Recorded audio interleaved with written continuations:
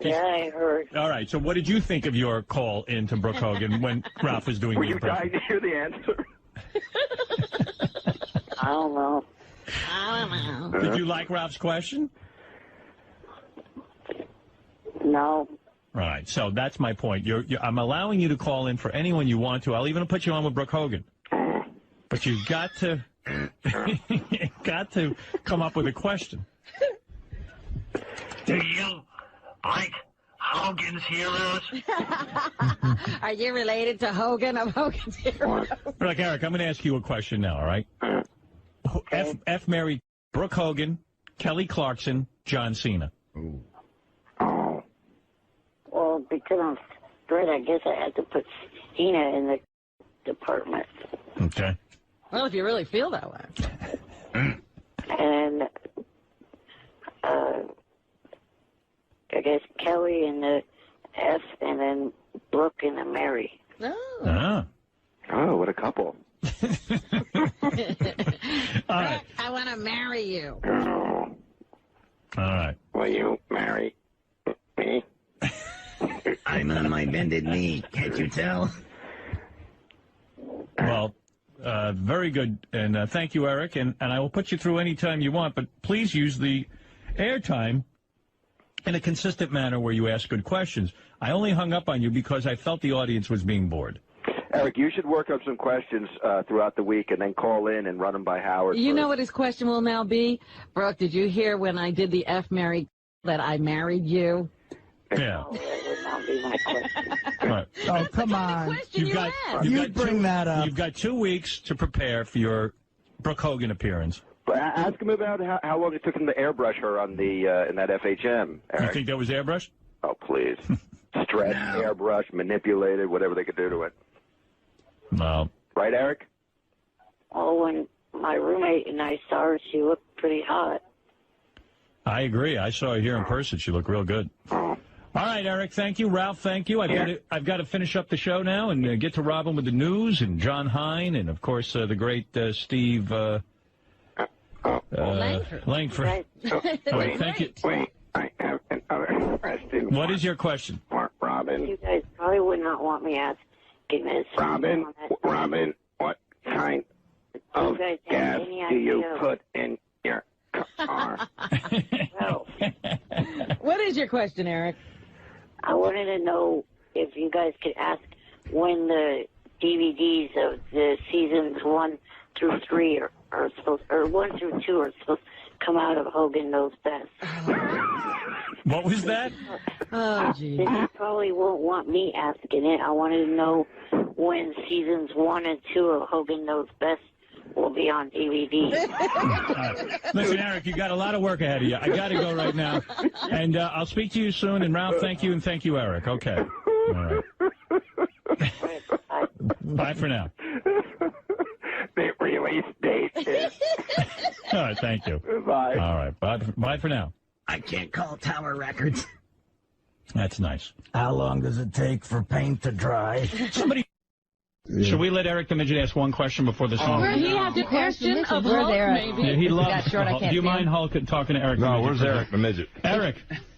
Good morning. Hi, Eric. Hi, Eric. I'll let you ask one question. If I told you to practice the question and don't screw it up. Here we go. Go ahead.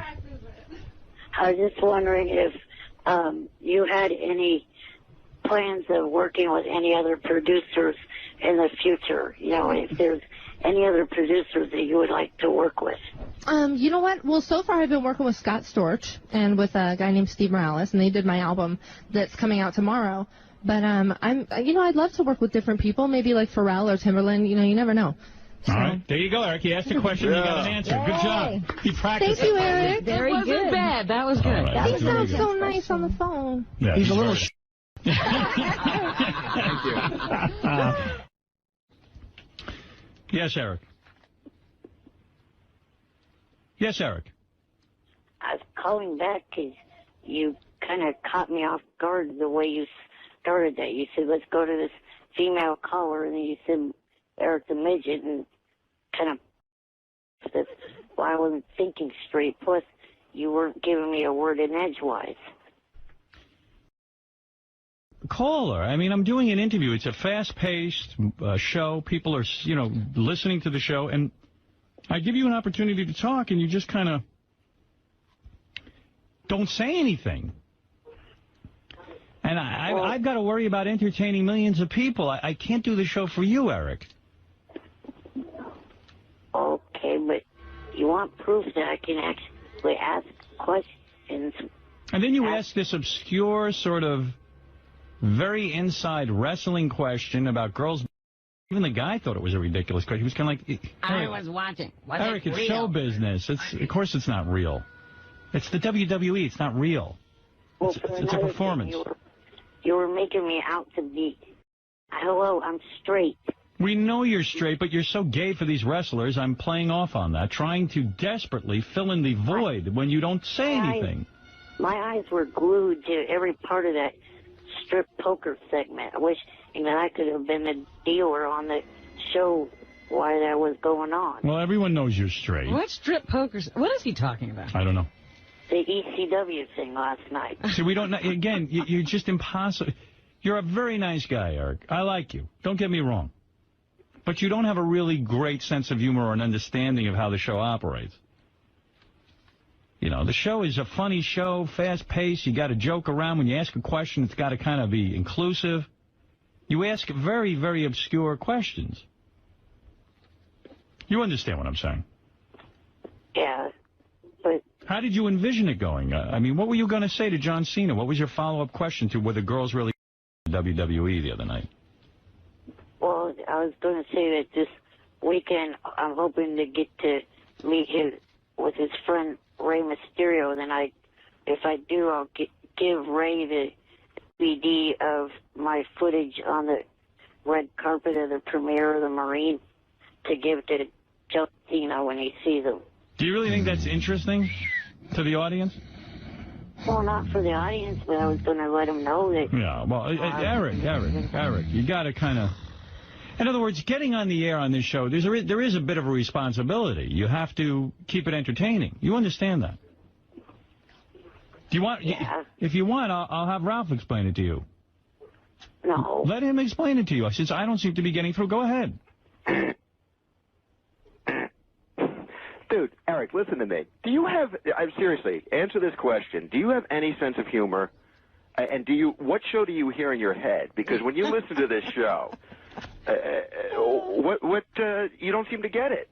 You don't want to fly around in balloons. You know it's a joke. What do you hear when you listen to the show? Exactly what everyone else hears, but my sense of humor does not have a target painted on myself. Okay. Yeah, I laugh at a lot of the other that is on this show, but when it pertains to me, I'm not going to laugh at it. So what makes you laugh on the show? What do you really get a kick out of? Some of the other jokes that are, pertain to the other people that have to do with the show. So you don't think that somebody's getting a kick out of you in the same way you're getting a kick out of somebody else? You can't see that you're just as goofable as everybody else? I guess, probably. In other words, you've got to imagine when you call in that you're not going to be treated with some sort of weird respect while everyone else is goofing and having a blast. I constantly get called a fag. I don't know why. But, also, it's got to be interesting. I mean, the world doesn't want to hear you talking to Cena about whatever the talk about. Yeah, I don't understand how Eric enjoys this show on any level because he doesn't seem to understand it. No, he doesn't. I mean... Okay, I'll ask you this. Besides last Tuesday and today, when else have I been able to talk to Cena about that stuff? No time. But, Eric, you got to realize you can't call a radio show to have that conversation. Yeah, Fred. Eric, Fred, explain it. I have one comment to make, and Eric, answer this. You have John Cena on the phone. Why would you talk to him about something that has absolutely nothing to do with John Cena? Well, I was going to talk to him about it. But that's what you should have come out with. So we only have You had a week to decide on a question, and Eric, that was it? I don't, and not only that, I can't spend an hour with you on the phone with John Cena. I mean, you messed up. You got to start off with your strongest comment or question. You can't start. Who's not going to? And here you are, a John Cena expert, and you could have a fan, and you could have said to him, John, What was your most memorable match? right, something quick. Do you shave your Well, okay. balls? He kind of answered one of my questions before I even got on the air. I was kind of counting Which on was it. what? What was your question? What was your big question? He answered.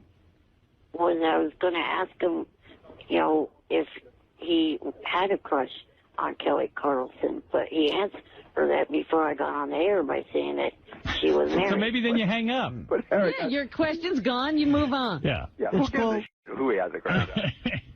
You know, What do Captain you know, Jenks. What do you know about him? Isn't he like a singer or something, Eric? Yeah, like for example, does rap.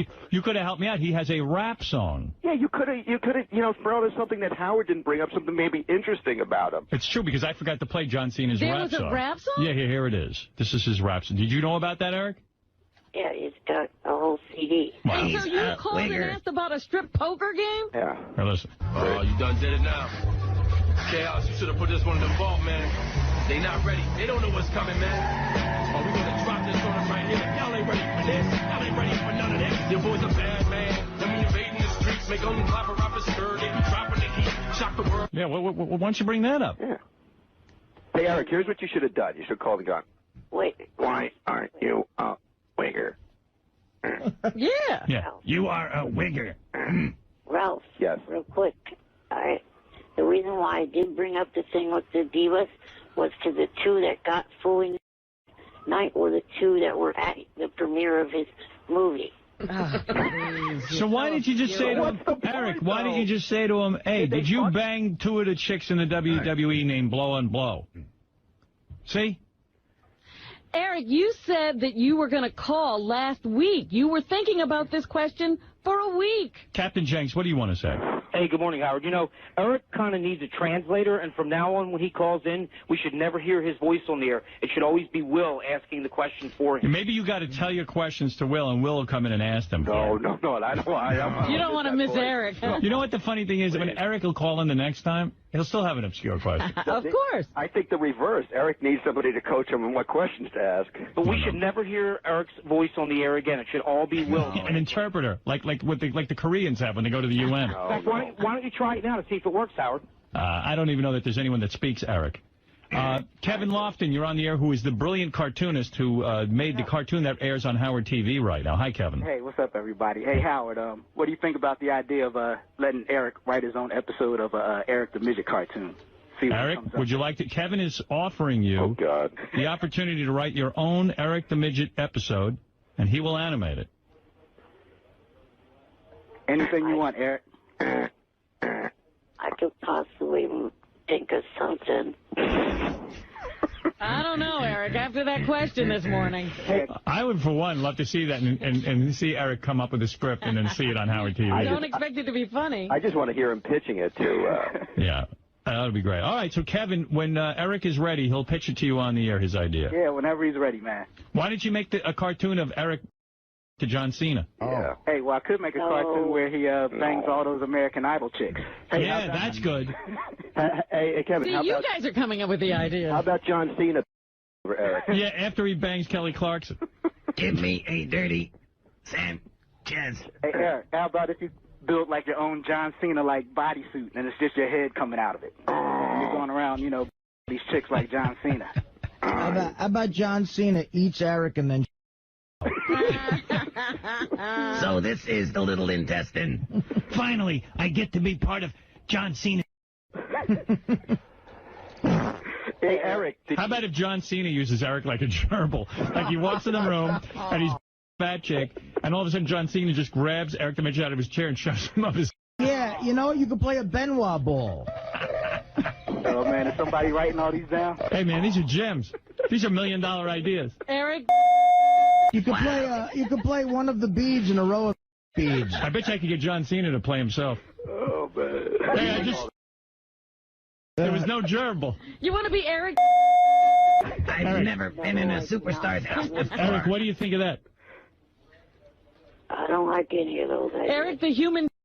Hey, whatever you come up with, Eric, you know, I'll do it, man. Hey, Kevin, I don't know if you know this, but I want to give you a little statistic. Yeah. And Howard TV is very, very highly viewed. There's many viewers, but Eric the Midget's cartoon is the most watched episode on Howard TV, outstripping The Girls, you know, Sal and Richard. Sibian, Sal and Richard, any of that stuff. And Doug has it buried. People have to hunt for it. Yeah. You don't even know what it's called. It literally is the big, it's in the JD episode, so it's in there, and it is the most viewed. Hey, from my point of view, I think this is just the tip of the iceberg. I'm ready to do tons of these things. You're a hit, Eric. Eric, do you hear that? Yeah. I want it. Eric. Kevin, I need an episode where John Cena walks in the room and uses Eric as a gerbil. And shoves himself up his ass. No. You got to do it. My vibrating wheelchair. Yeah, man, let's do any of this stuff, man. I'm ready. I'm in John Cena's... Eric the gerbil. Eric the gerbil. And then they have to go to the ER to get him out. Yeah, they have to pull Eric out of John Cena's...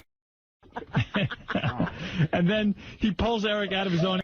rubs Eric, who's fully now, on some girl's nose and gives him a dirty Sanchez. He gets Eric out, but the wheelchair gets... Yeah, then Eric's like, We could call it a midget Sanchez. And John Cena's like, I just gave a midget Sanchez.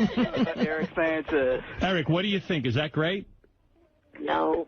No. Come on, we just Eric. told you got to get into the spirit of the show. Hey, Eric, if that was somebody else, would you think it was great? If that was like Richard Christie, would you think it was great? Or High Pitch or anybody? Yes. I don't know. Depends.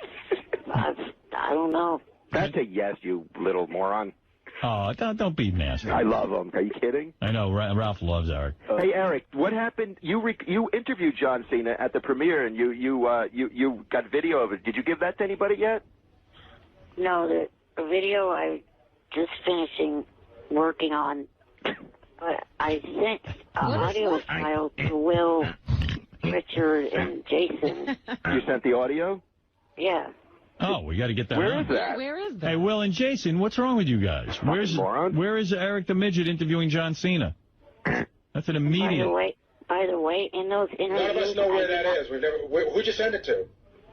Even with all the background noise, not a single one of them ever had to have me repeat a question. They all completely understood me. Wow. Like you morons. We never got I got to hear that. We never got a tape. Who'd you send it to, Eric? I sent it to Will, Jason, and Richard as an MP3 file. Nobody got it, Gary? On an MP3? You know what's funny, too? The WWE guy was here, the publicist, and he said that on the red carpet, they asked him like 50 times, are you sure you have batteries in that thing? You sure you know how it's working? Yes, no problem. So finally, one of the Fox people walked over because they could see that the light wasn't on, and they were like the batteries weren't working. But he was insistent that it was working. Eric, you don't even know how to work your tape recorder. Oh, I got it working. We just forgot. No, they got it working. If they didn't come up to you, you'd have nothing. You know what I think would be cool for a cartoon thing? And tell me if this works for you, Kevin. Okay. So Eric gets a job at Dateline to surprise, and he's like a 12-year-old boy because he's so tiny in stature. With his voice, though, right? Yeah, with his voice. And then the come in, and they see Eric, and they try to go for him. Can I have a hug? I think the guy doesn't get out quick enough. Yeah, I think Eric gets taken. They throw him out of the chair and bang him right. I think he runs out and never is with a little boy again. But how do we work in John Cena putting Eric up? Well, John Cena. John Cena's the host doesn't get out there quick enough, and John just pulls him out of the chair and sticks him up. And then he still gets a nasty Sanchez, I hope, with using Eric's all over Eric. I like what Gary says. He pulls him out of the chair. The chair doesn't go in him, too. Right. Right. Oh, yeah. No, that wouldn't be realistic if a chair was in him. Yeah. I demand realism. Well, that chair I gave Eric has all kinds of stuff. So, I mean, it's got gun Tourette's, you know, because it can do anything. I think Eric should go in body first so his little head is just... Eric, have you watched that cartoon? Yeah. Yes, and I can't stand it.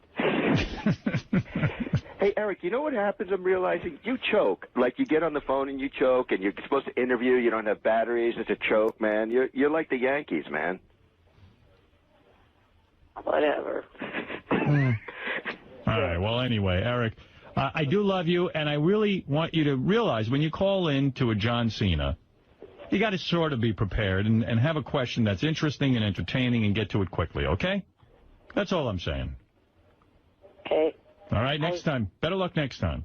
I was wondering two things. Uh-oh. Hey, Howard, I got a split, but all right, Kevin, later. Hey, Eric, you're the man, okay? All right. What, Eric? I wanted to ask if Kevin Lofton was related to Kenny Lofton. Well, too late. I just hung up on Another interesting question. Another one of those great questions. Did you hear nothing we've been saying to you the last half hour? Well, Eric, I got to go. The question is, when is Brooke Hogan due to come in? I melt when I hear his voice. Brooke Hogan is due in. Okay. When is she due in, Gare? Do we know? She is coming in. Eric, you should start working on questions now. I have. So, hold on. It's coming up in like 2 weeks. All right, let me prepare you. What are your questions? I have one because a couple months ago I met her and the VH1 cameras were there, and I was just wondering when that one was going to air on. Oh, geez. No. What is your question? Pretend Brooke Hogan is here, all right? All right, I'm going to put her on with you. And here's your chance. Hello? Hi, this is Brooke Hogan. Hi, is this Eric? Yeah. Did you see me in FHM? Yeah. Did you like my body and my breasts? Well, I don't really want your father. But No, he won't. He likes you. Midgets creep me out, but my father likes them. Hey, Brooke, why are you interviewing Eric? All right, go ahead, Eric. What's your question? I just wanted to know when the Hogan Knows Best is going to have you guys at the Hard Rock in Sacramento. He didn't listen even when you told him that was a bad question. Eric. I don't want to say anything because I'm basically a nice person, but you're a boring. Why don't you look up TV Guide, you? Let me stick you up John Cena. I'd like to see a cartoon with you up John Cena. That's a bad question, Eric. Eric, this is Howard. I'm here with Brooke Hogan over at the hotel. And you got to do better. You got to ask a better question. I'm going to give you a second chance, okay? Hey, Eric, is there anything about her that interests you that you would like to know? Interesting about her life, maybe life or... All right, let him try again. Go. Hello? Brooke Hogan on the Howard Stern Show. Who's this? It's Eric. Hi, Eric. What can I do for you? I know I'll come up with something between now and then. Oh, jeez. Did your father go to wrestling school? All right, okay, so call me back when I'm on in like 2 weeks. When is the episode of the... With more time, I'm sure he'll come up with something more obscure. Hey, Ralph, maybe if I'll be Brooke Hogan, Ralph, and you do an Eric impression so he can hear what he sounds like. We need like a Cyrano. All right. Hi, this is Brooke Hogan. Hi, Eric. Hello. That's too real. Do you have a question? The show. When you're filming, what kind of camera do you use? Even an impression of him's bad at asking. How is Hogan spelled? Eric, do you see what it sounds like when Ralph does it? You get the pictures I sent? Eric. Yeah, I heard. All right, so what did you think of your call into Brooke Hogan when Ralph was doing Were the you impression? dying to hear the answer? I don't know. Did you like Ralph's question? No. All right, so that's my point. I'm allowing you to call in for anyone you want to. I'll even put you on with Brooke Hogan. But you've got to, come up with a question. Do you like Hogan's Heroes? Are you related to Hogan of Hogan's Heroes? Look, Eric, I'm going to ask you a question now, all right? Okay. F married Brooke Hogan, Kelly Clarkson, John Cena. Oh. Well, because I'm straight, I guess I had to put Cena in the department. Okay. Well, if you really feel that way. And I guess Kelly in the F, and then Brooke in the Mary. Oh. Ah. Oh, what a couple. All right. I want to marry you. Oh, All right. will you marry me? I'm on my bended knee. Can't you tell? Well, very good. And thank you, Eric. And I will put you through any time you want, but please use the airtime in a consistent manner where you ask good questions. I only hung up on you because I felt the audience was being bored. Eric, you should work up some questions throughout the week and then call in and run them by Howard. You know what his question will now be? Brooke, did you hear when I did the F marry that I married you?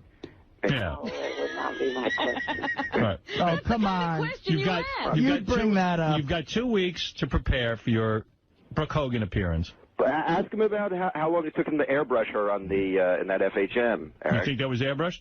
Oh, please. Stretched, airbrush, manipulated, whatever they could do to it. Well. Right, Eric? Oh, when my roommate and I saw her, she looked pretty hot. I agree. I saw her here in person. She looked real good. All right, Eric, thank you. Ralph, thank you. I've got to finish up the show now and get to Robin with the news and John Hine and, of course, the great Steve Langford. All right, thank you. Wait, I have another question. What is your question? Robin. You guys probably would not want me asking this. Robin, what kind of gas do you put in your car? Well, What is your question, Eric? I wanted to know if you guys could ask when the DVDs of the seasons 1 through 3 are supposed, or 1 through 2 are supposed to come out of Hogan Knows Best. What was that? Oh, geez. You probably won't want me asking it. I wanted to know when seasons 1 and 2 of Hogan Knows Best will be on DVD. Listen, Eric, you got a lot of work ahead of you. I got to go right now. And I'll speak to you soon. And Ralph, thank you, and thank you, Eric. Okay. All right.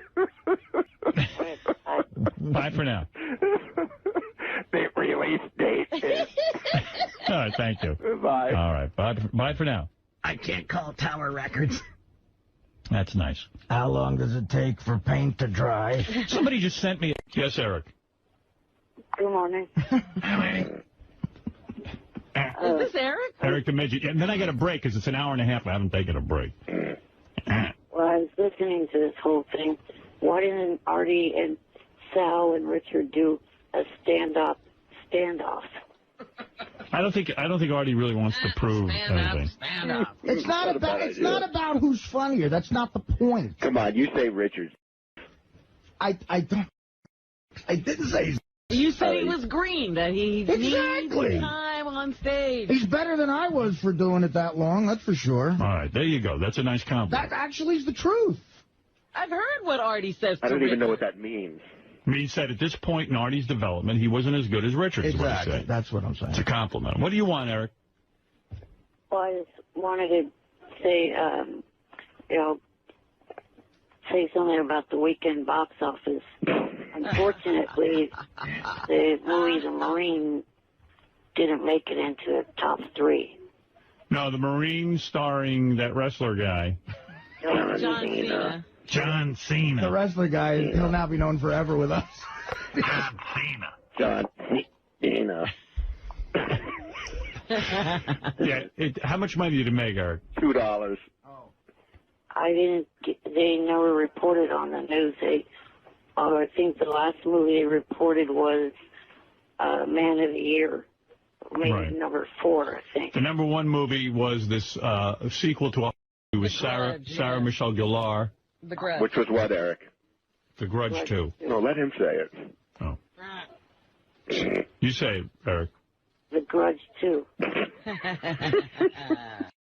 Movies are like just money make. What was the second one? Second movie, I can't remember what. It's The Departed. The Departed, yeah, from last week. Yeah, that's right. What, Eric? The Departed. I want to re-release Beer League. Put some monsters in it. Put Mike Myers, man.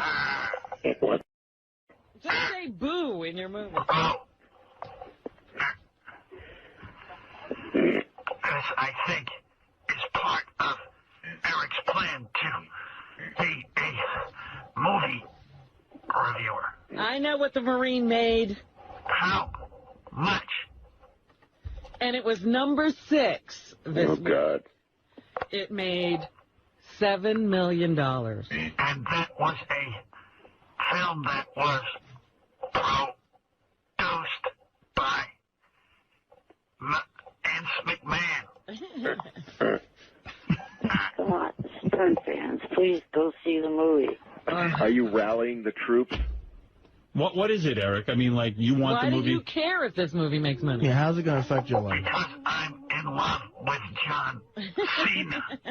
No, I'm not. Cena. I want to lick his taint and balls. The WWE is just a really good company, and I'd like to see them have success in the movie business as well as the wrestling business. It got 0 stars from the critics. Hey, Eric, did you like the movie? Yeah, it's a real good movie. What's so good about it? You know, I like action movies, and it's a real good action movie. I was able to masturbate to John Cena. John Cena The is theater was empty. shirtless. Is he shirtless? Yeah, I'm sure. Oh, baby. Can you see his body good, Eric, in it? I didn't pay attention. So you don't know if he had a shirt on or not? I was staring at his package. Pretty sure he did for the whole movie. 93 minutes of the hottest man I've ever seen. Do you like to see him as a Marine or wrestling around with another guy more? I fantasize that I'm Triple H and he has me pinned. Was he wrestling with other Marines? I fantasize that I'm a nurse and he pins me down. John Cena is the perfect man. Would you like him to pile driver you? All right, thanks, guys. I got to go take a break. Specimen. All right, Eric, thank you for the movie review. Okay, bye for now. I want to talk box office. Don't you want to be the movie reviewer, Eric? Yeah. What would that sound like, Thriller. Ralph, if... I saw the Arden the Arden? with Nicholson.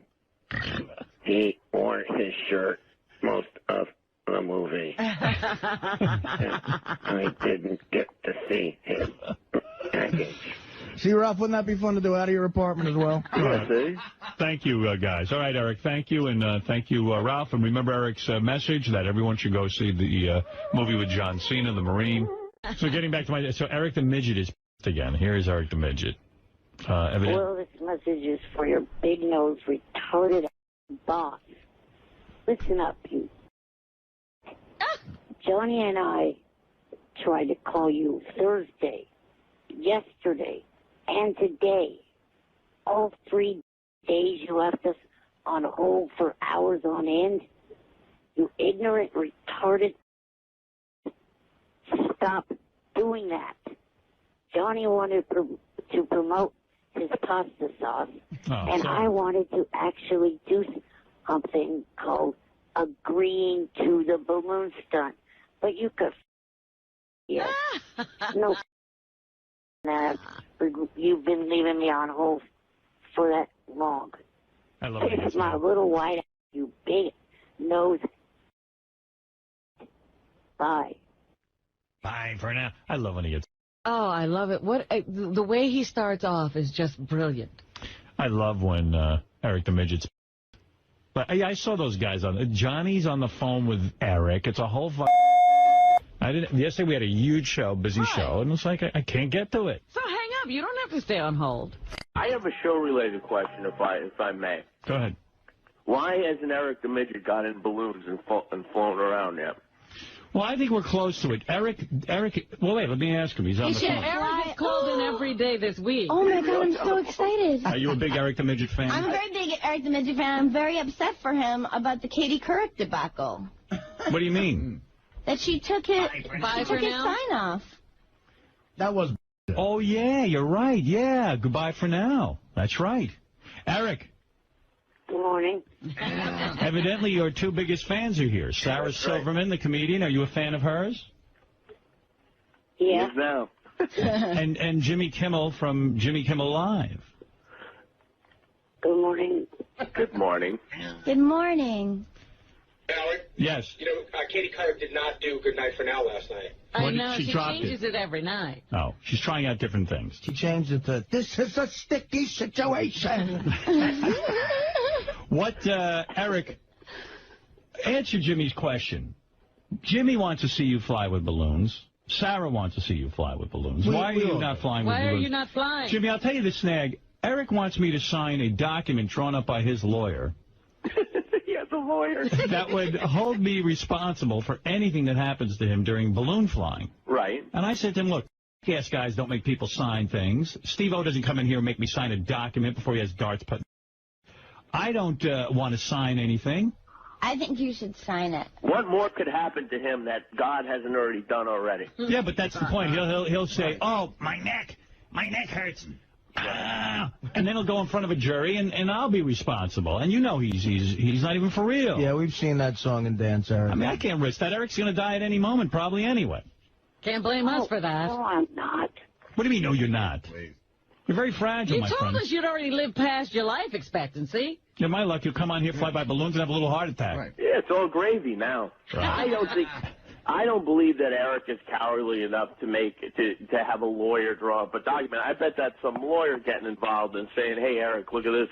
We should do this. We could cover you. Who knows? Maybe we'll make some money out of this deal." That can't be Eric's idea. You know, Howard's putting words in my mouth. Right. There's not even a lawyer involved. Right. So I don't never even talk to a lawyer. But you wanted us to sign a document. I assume that you are a litigious little midget because you immediately brought up the law, that I'm signing a document. I assumed you had a lawyer when you asked me to sign a You document. wrote this up yourself?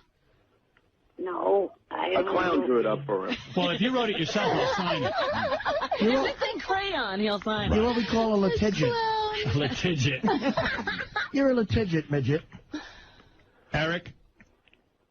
So answer Jimmy's question. What is the real hang-up here? Why aren't you flying? Well, last night I reached the decision to do it until some line said that he had my home address and was going to post it on SFN. So that idiot with the name, the president of Howard Stern Chat, that blew it for everybody. What's that got to do with us? It'll make me suffer. I don't want this threatening me, holding my home address over my head. Well, there you go. First of all, everything's over your head, Eric. Secondly, I think the important thing is you can't let this guy threaten you. You've got to. If he's saying you better not get in those balloons or else I'm going to post your address, you got to tell him, screw you. I'm flying with balloons. Boy, Jimmy is good. Yeah, we should have called you when we first started this thing. Yeah. I have been looking forward to this since the first time it was mentioned. It is one of my dreams to see a man fly around on balloons. And Especially Eric. And Howard said it is going to happen, and I've been waiting and waiting. Oh, it's going to happen. I see him splayed out like Superman, flying through the studio. No, you know what? No one is seeing me out of my wheelchair. No one. Let me ask you something. Fly a wheelchair. That's the other thing. I'm not flying your wheelchair. I'm flying you. That's dangerous. First of all, to be in a wheelchair and fly is not flying. That's like being in an airplane. I'm talking about you, like Superman, splayed out, straight forward, with your arms in front of you, flying through the studio. And your legs wherever they can be. Right, and your legs out behind you. That's flying. Flying is in a wheelchair. It's not like they're going to put you in some crazy embarrassing costume. Like, you'll wear like a 3-piece suit. Right. Yeah. So that you look lawyerly. Like you're a flying lawyer. We'll take you to Brooks Brothers. But that's an absolute. No wheelchair, right, Jimmy? No, well, I don't see how physically you fly a wheelchair. It's too heavy. That's ridiculous. Right. Flying, you don't need a wheelchair in the air. It's just the same. You don't need a wheelchair in a pool, do you, Eric? Yeah. No. No, you're free. No. But I just do not want anyone to see me out of the wheelchair. Well, then we have another roadblock in our journey to flying. I could even create a costume, like out of a blanket, so that no one will really see you. Like your head will be, it'll almost look like your head is just floating. Cover you. Your harness is going to cover your body. A sack. Yeah, I'll put you in a sack. What about if instead of the wheelchair, it's in a crib? In a baby crib. Yeah, like a stroller. Would you like that little bed that you see, sometimes with the balloons strung to it, like a mattress, a flying mattress. Yeah. Yeah. Like a hot air balloon. What do you think of that? A baby crib. Alibaba. Ali Baby. You could be like the midget of Oz. You got to really think this through. You got to be splayed out, though. You can't be in a wheelchair. Are you going to watch? Are you going to watch Jimmy's special tonight? I'll try. Yeah. I'm dedicating it to you and the balloons. What if Sarah Silverman flies with you? I would do that. You would, right? I know you would. And what if I flew you like in a room full of balloons, so that when if you even did fall, you just fall on a balloon? You land on a balloon. It'd be like one of those bouncing houses. I don't know, Eric. To me, this sounds like a dream come true. I don't know what's so unpleasant about floating around with balloons. I just feel kind of vulnerable out of the wheelchair. No. That's silly. That's your biggest problem. That's your biggest handicap in life, Eric, is your inability to be vulnerable. Yeah, now you're just being a... Yeah, I mean, that's the exciting part. If there was nothing to it, who would do it? I know a lot of people in wheelchairs that would, I think they dream of the opportunity to fly around with balloons attached to them. Yeah, just for example, Jimmy, name one. My friend Alan. Right. He wants to fly with balloons? I haven't specifically asked him, but I would think that, since he can't walk, that maybe flying around with balloons would be something he'd dream about. And you know what? I would never call you Eric the Midget again. I'd call you Eric Knievel. Ooh. Eric Knievel. Eric Knievel. I like that. Thank you. So think about that, Eric, okay? Digest that. 2 things before you let me go. One is a plug for a guy's website that's paying me, superfanonline.com. Those could be on the balloons, that website. Right, that could really generate You some can cash. make so much money from putting ads on the balloons. Right. And what else? Also, if Mutt is listening, he has me as a VIP status. If my address pops up on there, this message is to Mutt, automatically get rid of that. All right, fair enough, Eric the Midget. Whatever. Thank you, Why don't Eric. we just have Mutt change things to say that if Eric doesn't fly in balloons, he's going to post his address? That's right. Well, it's not Mutt who's doing it. Some other guy on there. Thank you, Eric, and please consider the offer. Thank you. Well, last night I was all set, ready to do it, even though I was going to... No, you weren't. No, you weren't. Don't tease me. Get your mind right. Get your mind right. Ask Tony Furto. He has...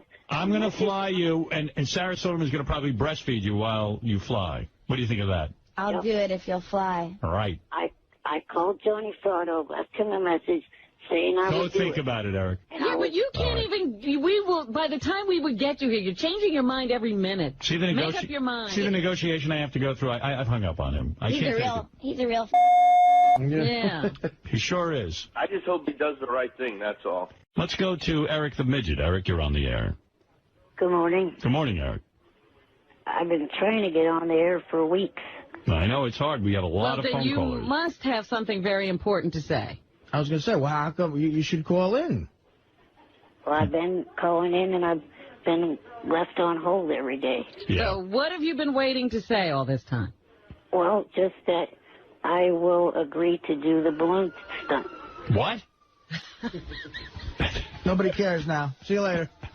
I agree to do the balloon stunt. Really? You want to be floating on with balloons? Yes, in your studio on January 9th, 2007. No stipulations. Just that I would just like to go to the Billboard Awards this Monday night and also be on the TV show Heroes. Oh, forget about it. All right, I'll pick up the phone in another 3 weeks. Goodbye. His show, Heroes. That is a good show. Like, Billboard Awards. Okay, we can get him in there. Right. And I want to be on the show Heroes. I just hung up on him. How about the show Homos? You want to float with balloons? What do you need to do? What do I need to do? I need $1 million in unmarked bills. In a suitcase left under a bridge. Get That off my was phone. funny. And on the TV show Heroes. Yeah. Anything else?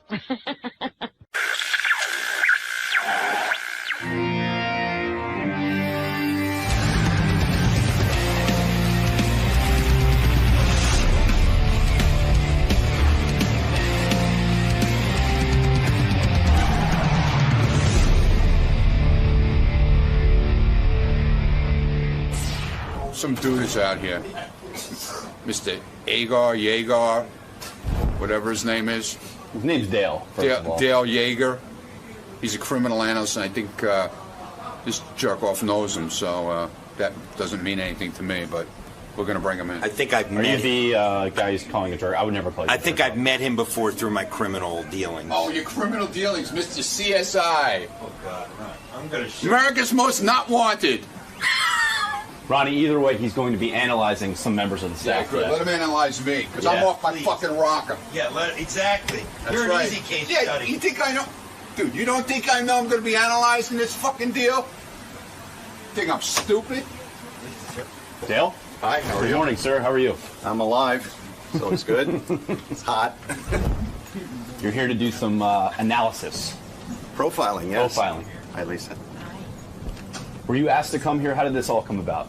Wolfie had talked to Gary and Will about it, so Okay. they had asked me to come in and profile some of the staff. I guess they're going to do a game out of it. I'm going to talk about the Colorado shooting, some things people don't know, and going to talk about forensic psychology. Are you familiar with the Stern Show staff? Is there any? Are there any? Been listening since '85. So. Okay, so are there any inclinations that you're having about who might be criminal or have criminal tendencies? No, they're all fired now. All right, man. No, Casey's gone and Artie's gone, so it's not an Good issue luck. anymore. Well, thank you very much. Have fun today. All right, Dale. take care. All right, thanks, man. All right, so the way we presented this segment to this guy is he wrote down profiles of, I think it's like 6 people. And then the idea was he was just going to read them, and then you guys were going to guess as to who he was referring to. Okay. Is there anything about him that's particularly interesting? He said one thing that is great is he said that Ronnie really annoys him and that he's not qualified to be your security guy. He doesn't know who could have trained him. He was just really serious if about he's it. doing his descriptions and we're trying to guess, should I hold off on the Ronnie discussion until or can I talk to him up front about that? You may want to wait. Right. Hey, let me bring in this FBI dude. I think he's an FBI guy. He was a former FBI guy. Maybe not. Well, make up your mind. I don't know. Does this guy have credentials or not? He's a criminal behaviorist. All right, what does that mean? And he's a big deal. Hey, Who my does he man, work for? this is Dale Yeager, everybody. Did you write a book or something? Well, good for you.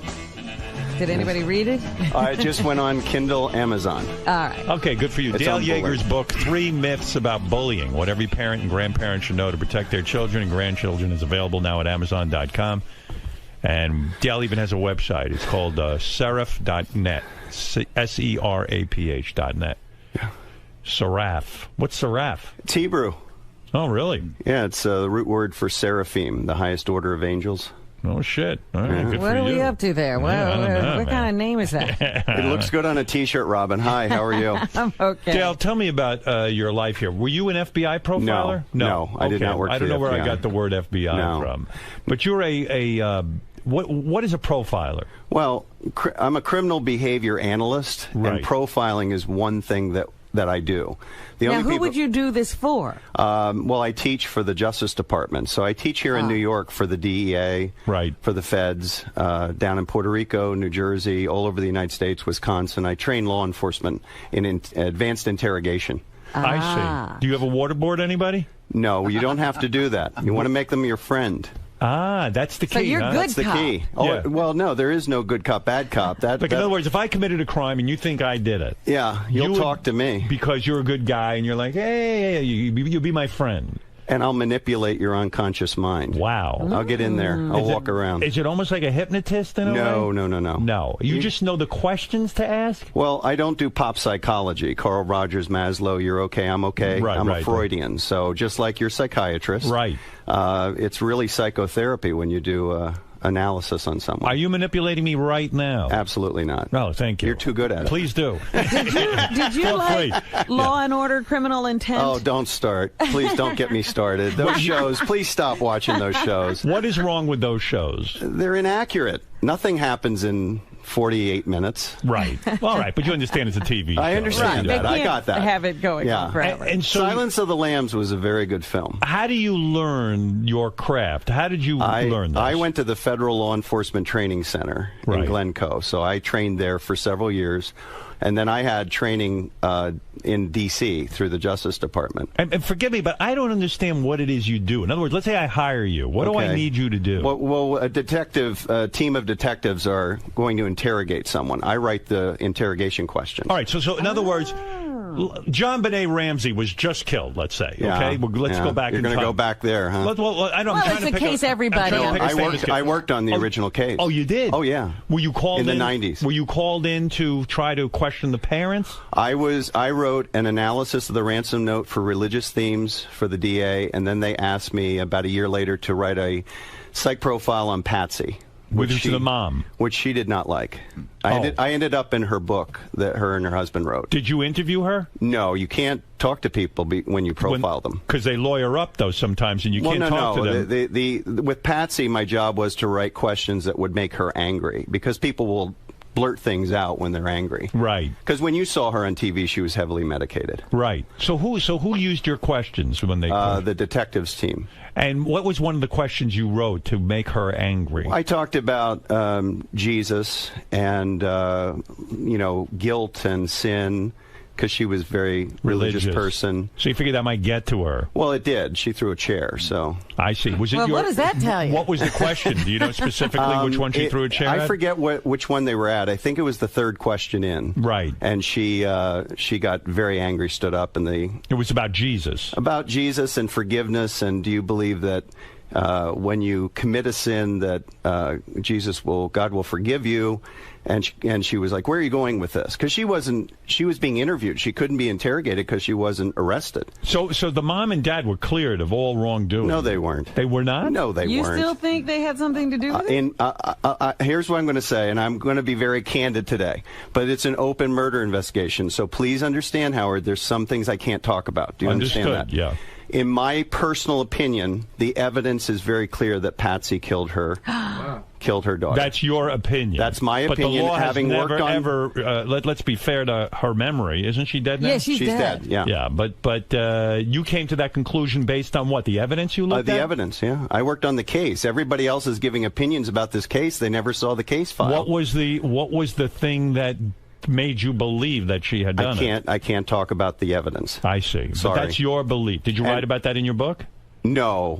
I've turned down a book offer about that. I didn't want to deal with it anymore. It was the only case I ever worked on that was never adjudicated, never went to trial. Didn't they find some guy who confessed to it? No. memory? We had already interviewed him back in the 90s. The DA that brought that up and went to find him, she took all of our research and put it in a storage locker and said that we were all biased. There was no guy from Thailand? No. Yeah. There was a guy. He was cleared back in the 90s. He was had cleared, taken the time to read the information. I see. So it's still considered an open It is case an open murder never solved. investigation in Colorado, yeah. Wow. And since then, the woman has died. Was that frustrating to you because of your beliefs? Yeah. Because this little girl deserved justice. And my son was the same age as John Benet at the time of the murder. Right. So you took it to heart. So as a parent, it really bothered me. So you really know your stuff. Can you tell us what you think the reason for... Was it like an anger thing? Jealousy? No, it wasn't jealousy. It was she felt that she was losing her daughter, control of her daughter.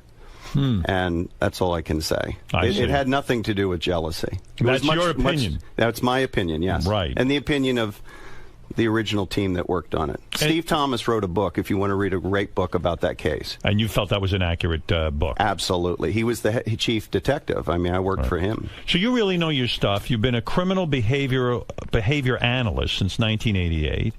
You work in criminal psychology, forensic psychology, sex crimes, crime scene forensics, and domestic terrorism analysis. Yes. So, I mean, you know your stuff. Yes. Are you a top expert? For the Justice Department, I'm a subject matter expert, yes, for the Hyde and the McLaughlin programs. It's impressive. You've also been on the Oprah show. Why were you on that show? Talking about date rape. I see. She didn't like what I had to say. What did you say? I said that people make excuses for people, and that most people don't need a hug. They need a good swift kick in the behind and told to get their act together. Referring to what? Coddling. People being coddled, and we got away from the date rape thing and started talking about pop psychology. Oh, you're talking about raising people. Yeah, how parents raise children, they're codependent with them, like Wolfie's interviews. They always drive me crazy. They do. Yeah, like they drive you crazy. Does our show drive you crazy? I've been listening since ¡85. All right, so I grew up with you people. So this is what Wolfie actually... Oh, well, then I just dispute everything you just said. Wolfie, any guy who listens to us can't know what he's talking about. In fact, because you're so highly credentialed, I became interested in you because Wolfie suggested you come on the show because you have profiled some of the people on our show. Is that correct? Yeah, about a year ago. To keep up my chops, I only work as a consultant on about 6 or 7 criminal cases a year. Right. So to keep my... you got to use it or you lose it. So I did it just for fun about a year ago. Would it be a fun game right now if you were to describe a analysis of a person and we try to guess who that person is? Yes. Would that work? Some people are going to be very unhappy. I have 6 profiles in my pocket. Robin, would you like to play with us? I would love that. I would love it too. I like this game. All right, here he is, Dale Yeager. His book, 3 Myths About Bullying, What Every Parent and Grandparent Should Know. You can check out Dale's website at seraph.net, seraph.net. He is a expert profiler. He has trained the Federal Law Enforcement Training Center from 2005 to 2008. He has multiple Justice Department clearances. He is one of the only 60 forensic profilers in North America. And, more impressively, he's been on Oprah, which is everyone. So, I assume these profiles are highly accurate. Oh, they're very accurate. People aren't going to like them, but they're accurate. All right. Describe person number 1, and we'll see if we can guess. Fred, are you in playing on this one? Yeah. A conflicted person unable to transition from a previously successful career to a modestly successful position now. A chameleon-like personality who adjusts behavior depending on the people they are currently spending time with. Continued attempts at resurrecting the perceived success of the previous career, insecure about physical image, vacillates between fashion that covers up and fashion that enhances gender. That is Sal Governale. Well, he didn't have a successful career before. Well, I think that this guy's confused. Let me think. Is that Sal, you think?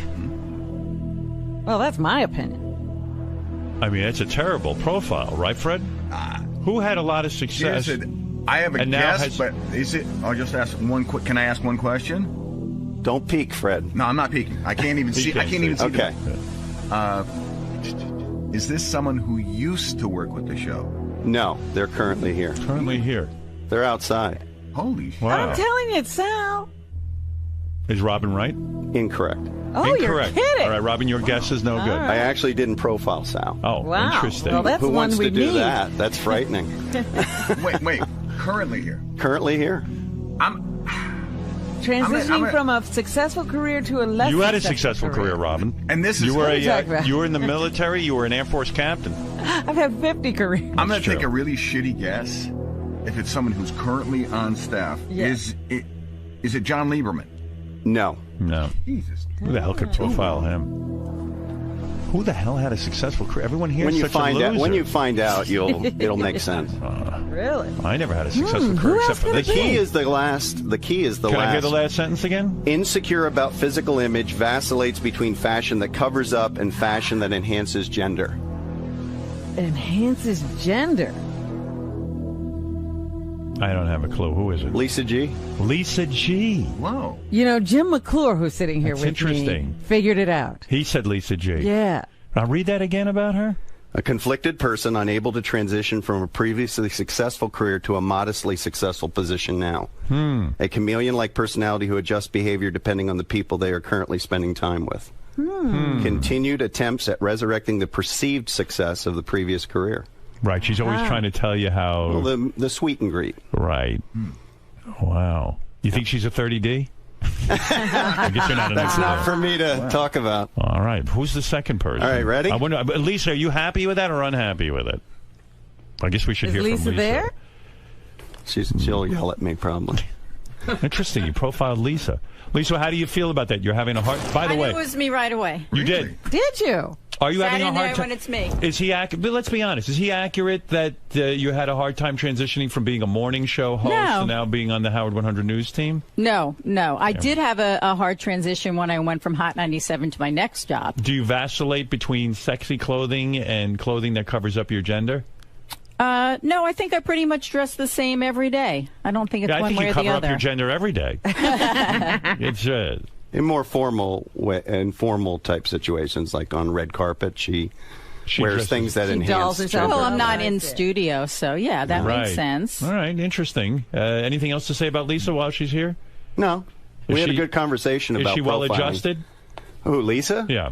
Is any of us? I don't think so. Sorry, Lisa. You know what I asked him? I said, who here would go postal? That's and what I said want to they're know. all fired, so you don't have to worry about that anymore. Do you think there's anybody here who is dangerous? No. No, okay. They're all gone. Okay. They're all gone. Casey's gone. Casey's gone. I called Gary about Casey years and years ago, before he was ever in trouble, and I said, this guy's a violent person, and whoever answered the phone, I don't think it was Gary, said, all right, yeah, we'll let Howard know. I go, trust me, I do this for a living. You got to get this guy out of the store. I'm telling you, he's gonna kill somebody. Well, he never killed anyone. You were wrong. Not yet. He's a good man. Well, it's all relative, isn't it? All right, Lisa, you were the first one up. Lisa not upset with her profile. Go ahead. Right. Profile number 2. Next one. A person raised in a traditional ethnic setting, including a traditional marriage profile, meaning they went from adolescence and got married in a traditional way. Because of a change in profession, this person slowly assumes a non-traditional lifestyle, which includes sexual paraphilias such as swinging. No, I'm thinking... Now, do you want me to explain what a paraphilia is? Yeah. Okay, a fetish is when you sexualize an object, like a shoe fetish. Right. A sexual paraphilia is any kind of sexual behavior outside the norm of oral sex and intercourse. So bestiality, it's an action, or an activity. Swinging. Didn't Scott once say he was a swinger or something? Yeah. But come on, it can't be him. I mean, he's pretty... He doesn't sort of... He didn't do that out of fame. The key clue is the second statement. Which is, say that again. Because of a change in profession, this person slowly assumes a non-traditional lifestyle, which includes sexual paraphilias such as swinging. It's Benji. No. All right, I'm wrong. Robin, you want to take a guess? I'm still processing the information. A change in professions. Yeah, you got a point there. That wouldn't be Benji. Who is it, Fred? Again, I've been wrong 2 times already, so why not go for a third? I'll say Sal. No. I'm going to say it's Ronnie. He said he didn't profile Ronnie. Sal. It's right. Ronnie. It's Ronnie. Right. Of course. Think about it. You're right. He did. Because, like, he went berserk. He tried to become you. Oh, I think he thinks he is me. Because he watches me all the time. Yeah. And then sometimes sort of unconsciously he starts doing things like I'm waiting for him to come in and yell at me. Ronnie disturbs you, huh? No, he doesn't disturb me. But it's what? Just, that's his behavior. Say it again, what his behavior is. He went from a traditional lifestyle, traditional he was a marriage limo profile, driver, he had got divorced, is now dating a very significantly younger people. Right. He's hanging around in strip clubs. Right. And obviously a swinger, in my opinion. Right. I think he profiles as that. Right. So he went from a traditional lifestyle to a very untraditional lifestyle, which includes sexual paraphilia. Right. Wow. Well, that's good. That's a Not good a bad guy. It's just who he is. Yeah, okay, that's who he is. So anything? Is he? You're in law enforcement. Is he qualified to be my bodyguard? Don't even start with that, because I will go off. What do you my mean? head will pop off my shoulders. Whoa! Seriously, I sit there listening every day. Go ahead. Since '85. That's a long time, right? Right. I take it very seriously when someone says, I'm going to protect someone's life. Now, you and I are dads. I have 2 children, daughter and son. You have 3 daughters. You're married. You have a wife. Right. When you're going to take responsibility for someone's security, you need to have proper training. Right. Whoever trained him ought to be shot. I don't know that he ever had. Well, he says he had training, and I've watched his behavior. For example, Elliot Offen was freaking out one day years ago, and Ronnie's standing there with his hands down at his hips. Right. First rule in executive protection is you keep your hands at your heart. For two reasons. One is there's where your arms are strongest, and secondly, you prevent yourself from getting sucker punched. Right. So right there tells me he wasn't properly trained. Are you a trained fighter? Oh, yeah. Well, I'm a Matu Guru in Filipino Kali and a Sifu in Wing Chun Kung Fu. No shit. Well, that's how I met Wolfie. I had no idea who he was. You're a Sifu? Wolfie is into Kung Fu? Oh, I'm not a Sifu. You have a brown belt. Seafood. I do. Yeah. Well, I was on my way to a brown. I know a 5-year-old girl who's on the way to her black house. Listen, all right, take it easy. Don't even get me started on that either. That's Ronnie, come in here and defend yourself. Oh, here we go. Dale says you are not qualified. I've got a question I can ask him to prove my point. Okay, good. Because he right. won't get the answer. What are you going to do Bring about him in it, here. Howard? Nothing. What are you talking about? I eat seafood. Howard Ronnie tells me he's qualified. Well, okay. Where is he? Where is he? He's so funny because he's standing there. They got the camera on him, right? Yeah. So I said, is he going? Is he going? Yeah, he's going in. So he starts to walk here, and then he just makes a left, and I'm like, Ronnie, and he just didn't answer me. Well, so why won't he defend himself? I think somebody just got here. I think maybe so. Let me go check. I'll get him. All right, go ahead. You think he's busy? You think he's busy? But it's weird because I know he heard me. Well, he's an angry guy. My issue with him is this training issue. Right. Take it seriously. You're protecting people. I ran an executive protection team for Capitol and A&M Records back in the 80s and early 90s. We dealt with death threats. So if a recording artist had death threats, we went and took care of that, worked with local law enforcement. I've done that. It's not like theory to me. Dale's challenging that you don't have enough training. What do you think of that? Whatever you say, dude. It's okay. Well, what are you getting all bent out of shape? I'm not getting bent out of shape. Why don't you talk to him about it? The guy it? has his opinion, and I'm fine with it. I got nothing else to say. You said you had a question for Ronnie. Yeah. He won't answer it. Oh, he'll answer it. Sure he will. Any executive protection profession would know this, Ronnie. Yeah. What does every executive protection or bodyguard carry with them at all times related to gender? Related to gender? Yep. Ronnie don't even know what gender means. Tampon. Yeah, tampon. Mouthwash? Tampon. Actually, a tampon. Ron, do we know the answer to this? It's a tampon. It is? Yeah, you plug up gunshot wounds and knife wounds with it. No shit. It'll stop Are you people. carrying a Good, tampon? well done, right you have a now, tampon with you? Yeah, I have a tampon. I carry one all the time. But wait a second. That is a good point. It'll In other words, stop bleeding, yeah. If somebody gets hit. Yeah, you plug it up. It's sterile. What do you think of that? Be standing there with his finger. Should always carry those with you. I carry a sanitary belt. Have you ever taken any kind of course in protection, or? I got to guess that. No, seriously, have you? That means no. There he goes. That means no. It means he has no training. He's not a bad guy. He's not a bad guy. I don't think he's a bad guy. I'm not saying I'm a bad guy. I just wish you guys if he's unhappy, let him get somebody else. It's fine with me. Well, I didn't say I was unhappy. I was just why are you answer the fucking question. grilling me like this? I'm Why curious. are you putting me up against the wall? I'm curious. I fucking protected your life. You remember that? That's okay? right. But why are you being uptight now? What are you busting my balls for? Who's busting your butt? Wow, It's like what a pulling baby. a pin on a hand grenade. Wow. So what do you make of that? What you just saw? He's upset. Why? He doesn't want to be held accountable. He does not like to be held accountable for anything. Why is he so ashamed to answer your question? Not ashamed. He just doesn't feel it's beneath him, I think. That's how he profiles. But you're a profiler. I'm asking you your expert opinion on what you just saw. Is he too hot-headed to be a security guy? Well, you remember the movie Roadhouse? Yeah. And Patrick Swayze's character says you don't have the temperament for the trade? Right. That's my answer. You can't be a hothead and do this kind of security work. You have to be very calm, very relaxed. You got to be able to calm people down, not aggravate them. Right. But I don't know, with him it's hard to tell what's shtick and what's real. I don't think there is shtick. No, I don't think that was shtick, but it's hard to tell. So you got to be calm and you got to carry tampons. And he doesn't do either one of those. Think about it. Think about it. He's bad at both. How of are you them. going to stop the bleeding? It's an age-old technique that's used by everyone. Yeah. And so, wow. Yep. Ready for the next one? Do you have a tampon on you now, or are you not working right now? No, I'm not working. Go ahead. All right, give me another one. Boy, that was a good one. All right. Because of a neurotic parent, this person developed sexual paraphilias. But after this period of time in their younger years, this person sought out a flexible mate who allowed some of their deviated sexual behavior. eventually created a traditional and stable lifestyle to counter the emotional chaos of their childhood. I always wait to see me in this, but that's definitely not me. Yeah, you didn't have a neurotic parent. Well, I had neurotic. I had a neurotic parent. I probably two, but I'm saying I didn't. That could be Gary. That would be my guess. She's right. It's Gary. It is? Gary, yeah. But Gary didn't.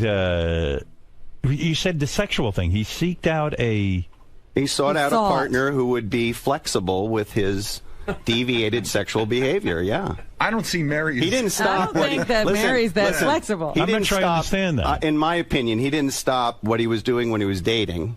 We know all those stories. Right. When he got married. This is not reality. Oh. But like, what do you consider deviant sex? Anything other than, it's not deviant, it's deviated. What does that anything mean? outside of oral sex or intercourse is considered a paraphilia. Now, some are good and some are bad. Bestiality is bad. Anal sex can be good or bad. So is a hand job considered? No, that's considered part of foreplay. So what would be some of the things that would be anal sex? Keep going. Urine, peeing, spanking, something. I think listen, I think he's a little off. You do? Yeah, I mean, yeah, but maybe you were. I think you thought Mary doesn't was mean wild anything sex. bad about your wife. I don't think I even did talk about doing that stuff when I was like. That's not stuff I talked about doing on the air. Now maybe you think that because of my personality, you see that, or is it stuff that you heard? It's just that whatever. The only two things I ever talked about on the air that were weird like that, I guess, were anal sex and the girl who threw up. Right. Yeah, right. that was. And what about, by the way, what about the pornography that you watch?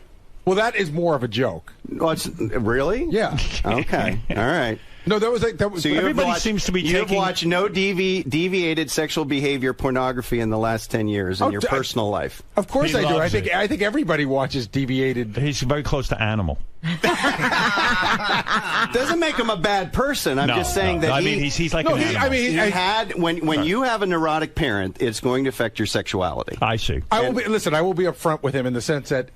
By the way, I admire you for not getting defensive. Ronnie got so defensive. No, I'm up for talking about it. I mean, wow, when he was talking about it, I go, I think that sounds like me, but I don't know about the deviated sexual thing. But like, let's go to one more. Let's go to another one. Right. Stay in here for Gary. See if you can identify the person. Go ahead. All right. So, grew up with a neurotic parent. This instability led to sexual insecurities and substance abuse. Societal conflicts fed these insecurities and negative behaviors.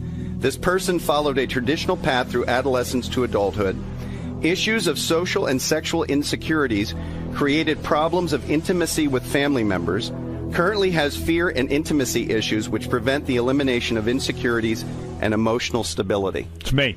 That's Howard, yeah. I think that's accurate. May I say something to you? Oh, thank you. Okay. Yeah. And hey, don't say anything to me. Hey, you can't say anything. Say this. Why should? Maybe I'll get better. I want to say this as a, I guess the best word to use is friend and as a professional. Good. Go ahead. You're looking at one of the biggest fans of psychotherapy. Go ahead. I did it for 5 years every week. It saved my life, along with the Dr. Sarno book. Thank you, by the way, for that. You're welcome. I've given 60 of them out. Let me hear your advice. You are holding back in your therapy. And many years ago, you told your psychiatrist you wanted to stop, and he said no. And he was absolutely right, because you're holding back, and I can prove it to you. Go ahead. You're a married man using condoms. Right. What are you, a sailor? No. I mean, anybody that I know that's married that uses condoms has intimacy issues. You are keeping, and just bear with me. I'm trying to help you. Go ahead. I'm not running. I'm not getting uptight. You got to give that up, because ultimately you're keeping 1 foot back in your OCD. Okay? But he doesn't want to get his wife pregnant. Listen. I'm going to tell you something. There are many ways to stop pregnancy that don't involve the pill. Yeah, but there's only one that a man can control. No, listen, let me ask you. And I don't want my wife to have to take the pill, and I don't want to have to put an intrauterine device. You don't have to do that either. There's many other ways. Humor me. What are the other ways? Do me a favor. Pulling out? Do me a favor. Go ahead. Raise your right hand. Go ahead. Put it down. Go ahead. So you have cognitive function. You can control your body. Yes. If you really worked at it, you could control that. But so she might be pregnant 5 times before he figures it out. Yeah, right. What if I fucked it up? I mean, Robin's right. Robin, I mean, what is he, Amish? I don't want, listen, if my that wife is a Catholic who says to me, if she was pregnant, she would never get an abortion for herself. She believes in the right for other people to have them. But for herself, she doesn't believe in it. Well, you're going to have a child. I'm going to tell you right now. Welcome to the reality. My wife's 40 years old. You're going to have a child. What are you saying? I'm telling you there are two types of females that don't have children. One is they have serious sexual trauma in their childhood. Go ahead. She doesn't profile that way. That's right. Or they have serious family dysfunction in their childhood, which she doesn't profile that way. That's right. So at some point, she's going to want to do that. Why do you think all this stuff with the dogs? It's an ad hoc child. The dog is. Well, we know that. Yeah. Our dog was our child. I think eventually it's going to happen. But let's get back to the issue of OCD. Right. You can't keep 1 foot in, 1 foot back. I think it's partially the pregnancy issue, but I've thought about this for a long time, Howard. I think a lot of it has to do with you still clinging to pieces in the past. And I would beg of you. What do you mean pieces in the past? Pieces of the OCD life that you lived. I still have a lot of OCD issues. Well, I struggle with it every day. Your wife loves you dearly. Yes, she does. That's obvious. And I love her. But she tolerates this. And at some point you have to say, you know what, I got to be completely healed before I die. Right. And I'm just out of. So if I stop using condoms, would I be healed in your opinion? I think it would help a lot. You do? I really do. Interesting. Well, do you really grab a condom every time? Not every. Listen, actually, no. See, I didn't think you could. I think it's off and on. That's right. But don't toy with that. But for the most part, I am very consistent. But in psychotherapy, you can't hold back. It's an excellent, if you have the money and time. But I'm not holding back. But how do you know I'm holding back? That shows holding back if you use it. Do you still use them? Yes, of course I do. That's our birth control. Not for married people. Gary. I used condoms when I was married because my wife was on the pill and she didn't want married. to. I mean, exactly. Freudian slip. Freudian slip. It was like a health thing. My wife got to a certain age where she didn't want to take the pill anymore. Right. So does that mean? So you use condoms, right? Right. And you use them. And I would. You don't use them now. Sometimes. But what do you mean sometimes? Yeah, see. Sometimes I don't. And both of you have something in common. My dad used condoms. Both of you have something in common. Yeah, the first line for the both of us was parent. Right, yeah. That creates sexual issues and sexual intimacy issues and germ issues and all that OCD stuff. How does it? What would Dr. Sarno say to you about that condom use if he was sitting right here? He'd say you're smart. your wife and you don't want to have a kid, so why would you use a condom? But we don't want to. Most married couples don't use any contraception. I don't believe that's true. Well, I'm telling you right now. So most Catholic people who don't want to have not Catholic people who don't want to have kids who are married. I don't buy won't use a condom. You don't think? No. I didn't say that. I said most. If you look at the studies from the federal government. The dirty little secret is that about 70% of couples, after they've been married 20 years, do not use anything at all. They just pull out or finish when they're outside. Huh. Maybe you're right. I don't know. But I'll be open to that. And you understand, I'm saying this out of kindness of my heart. No, I'm not taking offense. I think you've made great strides. Right. And I'm not taking offense, but I know my dad used condoms. But ask yourself the question: are you keeping your foot in the back, still back in that world? My dad looked at me and said, "I don't want another one of these." But see, I'm in the same boat as you. Whereas Mary said, if I were to get pregnant, I would not have an abortion. Right. So and you don't want another kid. Yeah. So to me, that says, well, I don't want to have another kid. So but why did you grab them sometimes and sometimes not? Because I'm like a monkey and I can't. Yeah, but the two of you. But think about this. But think about this. Between the two of you, how many children do you have? 5. So between the two of us, yeah. So you've produced good-looking, smart children that are very stable people. Right. So there's no reason why another one, whether you want one or not. Well, I understand that. But you have to raise a kid. I understand that. That doesn't happen by accident. At 52, I think it would kill me to try to raise a child. Exactly. What we're talking about is a very selfish act. It's not about what I would produce. It's about me. I'm 58 years old. The issue of condoms does indicate. And I'm not alone in this, that there are intimacy issues and contact issues. And you really have to ask yourself, does my wife tolerate it and because she loves me, or am I clinging still to something in the past? I'll consider that. I'm not going to be like Ronnie and fight you, man. Did you see Ronnie run out of here? Yeah. Let me ask you something, Howard. Does Beth ever object to condom use? Sometimes she will, but for the most part, she's like, she agrees with me that she doesn't want to take the pill. Right. Yeah, but I mean, there are other ways, she does object. as he said. Occasionally, but not often. But sometimes she does. Sometimes one objection is telling you what's going on in the unconscious mind of your wife. All right, okay. All right, well, maybe you're right. And you know what? The thing with you, the two of you, is it's very obvious, professionally, that she loves you. Yes. This is real. Oh, I believe so. And you're very blessed to have that. And I love her. Yeah, I know you do. And by the way, I'm a terrific husband. Sort of. You are. Well, I am, right? You see me Gary thinks you're a terrific But, Gary, that's another issue with Howard. One of my fears is that when you stop the radio show... Yeah, please make it happen soon. Listen, well, I know why you signed up. And, and it had nothing to do with the radio show. It had to do with these people that you feel responsible for. Thank you. But the issue is, I'm worried you're pseudo-agoraphobic at this point. You just don't... You live in a bubble. Right. And I see you doing a Howard Hughes at some point. It will happen, yeah. See, can I say something? Well, she will definitely happen, object to Howard. the nails. Can I say something about that? I thought Howard lived in a bigger bubble 15 years ago than the one he lives in now. Yeah, Howard's more willing to go out and talk to people than he was 15. Bubble. Oh, no doubt. But the bubble's gotten bigger. The profile is right. When have you been outside the country in the last 10 years? Oh, please. That ain't happening. I'm talking about Canada or but the we're Caribbean. talking. My wife and I are talking about taking a trip to Italy. Well, they always talk about it. They've been talking about it for 3 years. Thank God that the reason we didn't go this year is because our dog was old. Yeah, but what about last year and the year before that? Howard. But now I have no more excuses. Howard, go to Italy and leave the condoms at home. This would be good therapy for you. Yeah, and have a baby? No, he didn't say have a baby. Well, I mean, you know what? My wife is hot. You have control. You have control. You ever hear of dribble? You have control. You know, guys who pull out. There's no sperm in the first part of that. No, wait a second. When you're fucking, sometimes you have pre-cum. He wants you to have a baby. Get clipped. Get clipped? Are you crazy? I'm not letting anybody touch my balls if they can find them. Howard, was your last trip out of the country was not to the Cannes Film Festival, was it?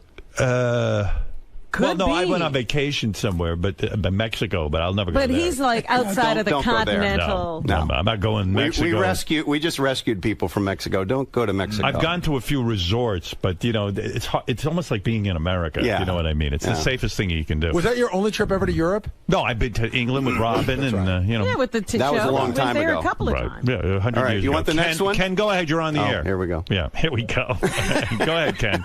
No, I like this guy a lot. I don't necessarily agree with the using condoms because, you know, you don't want kids, you don't want kids. Right. But this business with Ronnie, and he really makes the point. I've called Ronnie out twice on the very issues that your good guest here has called him out on. And he'll shout me down, and he'll go ape shit on a caller. But he cowers in the face of somebody who might know what he's talking about, or Ronnie possibly has a glimmer of belief he knows what I saw Ronnie get very intimidated by this gentleman. Yeah. I saw Ronnie run out of the room. You chased him right out of the room. But a caller, he won't even let you get a word in. That's his thing. He yells over you. Yeah, and that just shows he's insecure. He's not trained. He is a hothead. How many times have you talked about incidents on the road? Listen. I don't know why he was so afraid of Dale. I would answer Dale's questions. I'll answer Dale's questions all day. I ain't afraid. I mean, I just want him to, as a professional, because he does care about you. He loves you. But go get the training. Right. I mean, I was just in Brooklyn last year with my VP, Keith Instead of going to strip clubs. training air marshals in tactics. Right. And those guys were 26 years old. I'm 52. We were throwing them around the room, and they were like, we really need to know how to handle people. I mean, I do this for a living. I've done it for real. I think what you said was him to Dale, get his training. I think you were absolutely on target. Say, hey, man, go in for some training courses. Yeah. Why was the guy so frightened of that? I don't know. Howard, I don't even think he loves you that much as you're saying. I think he loves the life. He loves the life. No, he loves Howard. He's very loyal to him. All right, let's go to Megan. Megan, go ahead. Hi, Howard. I have a question. So I also, like the previous caller, get the condom issue. But do you make out with Beth every time you have sex? Because to me, that's a big sign of intimacy. I don't want to talk about. I don't want to talk about my specific sex with my wife. They're very loving. They're very loving. Do we have foreplay? Yeah. Listen, we have our thing and it works. But you don't want to tell us that you have foreplay? Of course, we have foreplay. But I do find it interesting, Howard, that you will talk about sex. You'll talk about sex with Beth, but you won't talk about making out with her. Right, which is no. Of course, I make out with my wife. What are you kidding me? Well, then answer the question. What are you making a big deal about it for? So if we don't make out and we don't have foreplay, let's say we just fuck. What are you saying? There's an intimacy problem? No, absolutely not. They're missing the point. What is the point? There's 3 types of sex. There's everyday sex, there's quickies, and there's the romantic stuff that goes on for 2-3 hours. Right. So that all is relative to. So if it's all there in some sort of combination, okay. I don't think you have that issue. Are you worried? My goodness. I'm not worried about anything.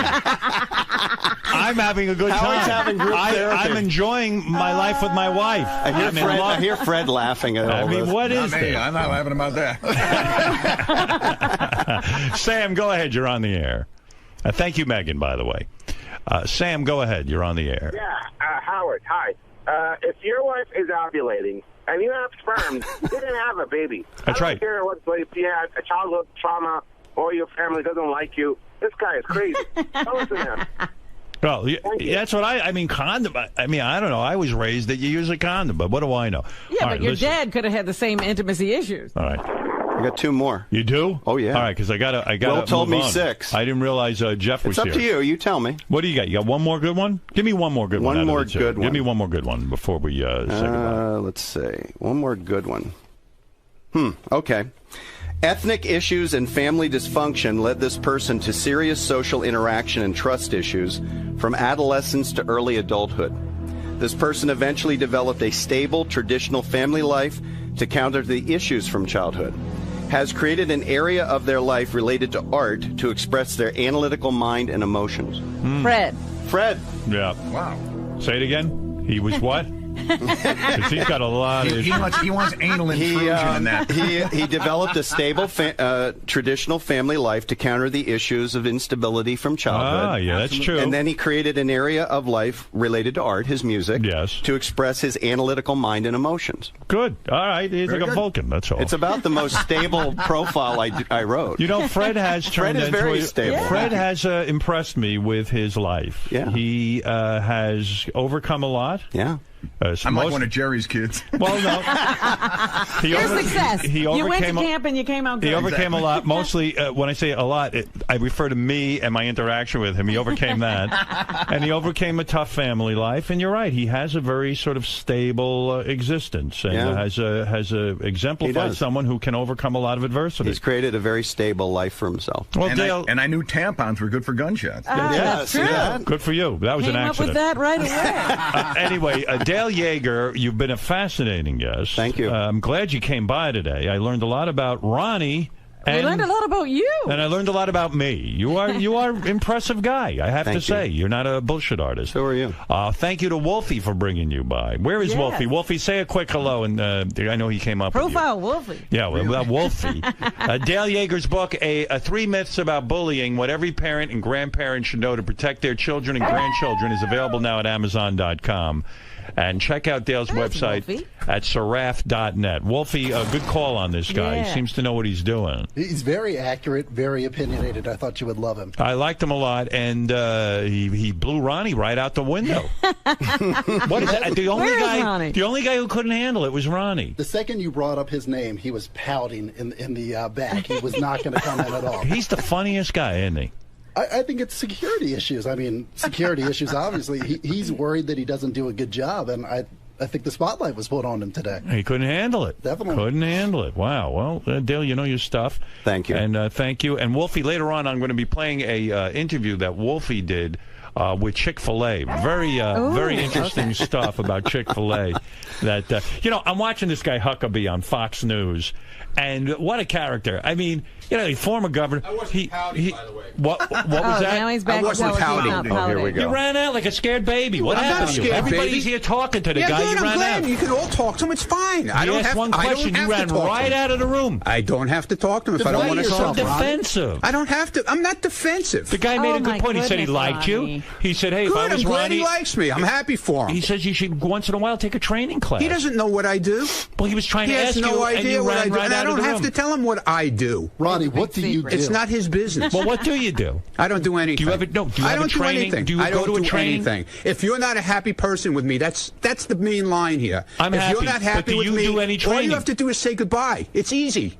Okay, it's very easy. But that's not the I don't why are need you to explain why are you getting attacked? I don't need to explain myself to this man. He just is said nobody to me. Wait a Don't second. you understand If a that? guy walked up to me and he says, "Hey, I think you and your wife using condoms shows a lack of intimacy," I say, "Let me consider that. Let me hear what this." He's a guy. He's a well versed in this psychology stuff. I'm happy for him. So I go, okay, let me think about it. I don't think it's accurate for me. I don't think I have an intimacy issue, but maybe he's got something there. I'll consider it. So the guy says to you, "Hey, I know Ronnie's in security. I've done all of this stuff." Right.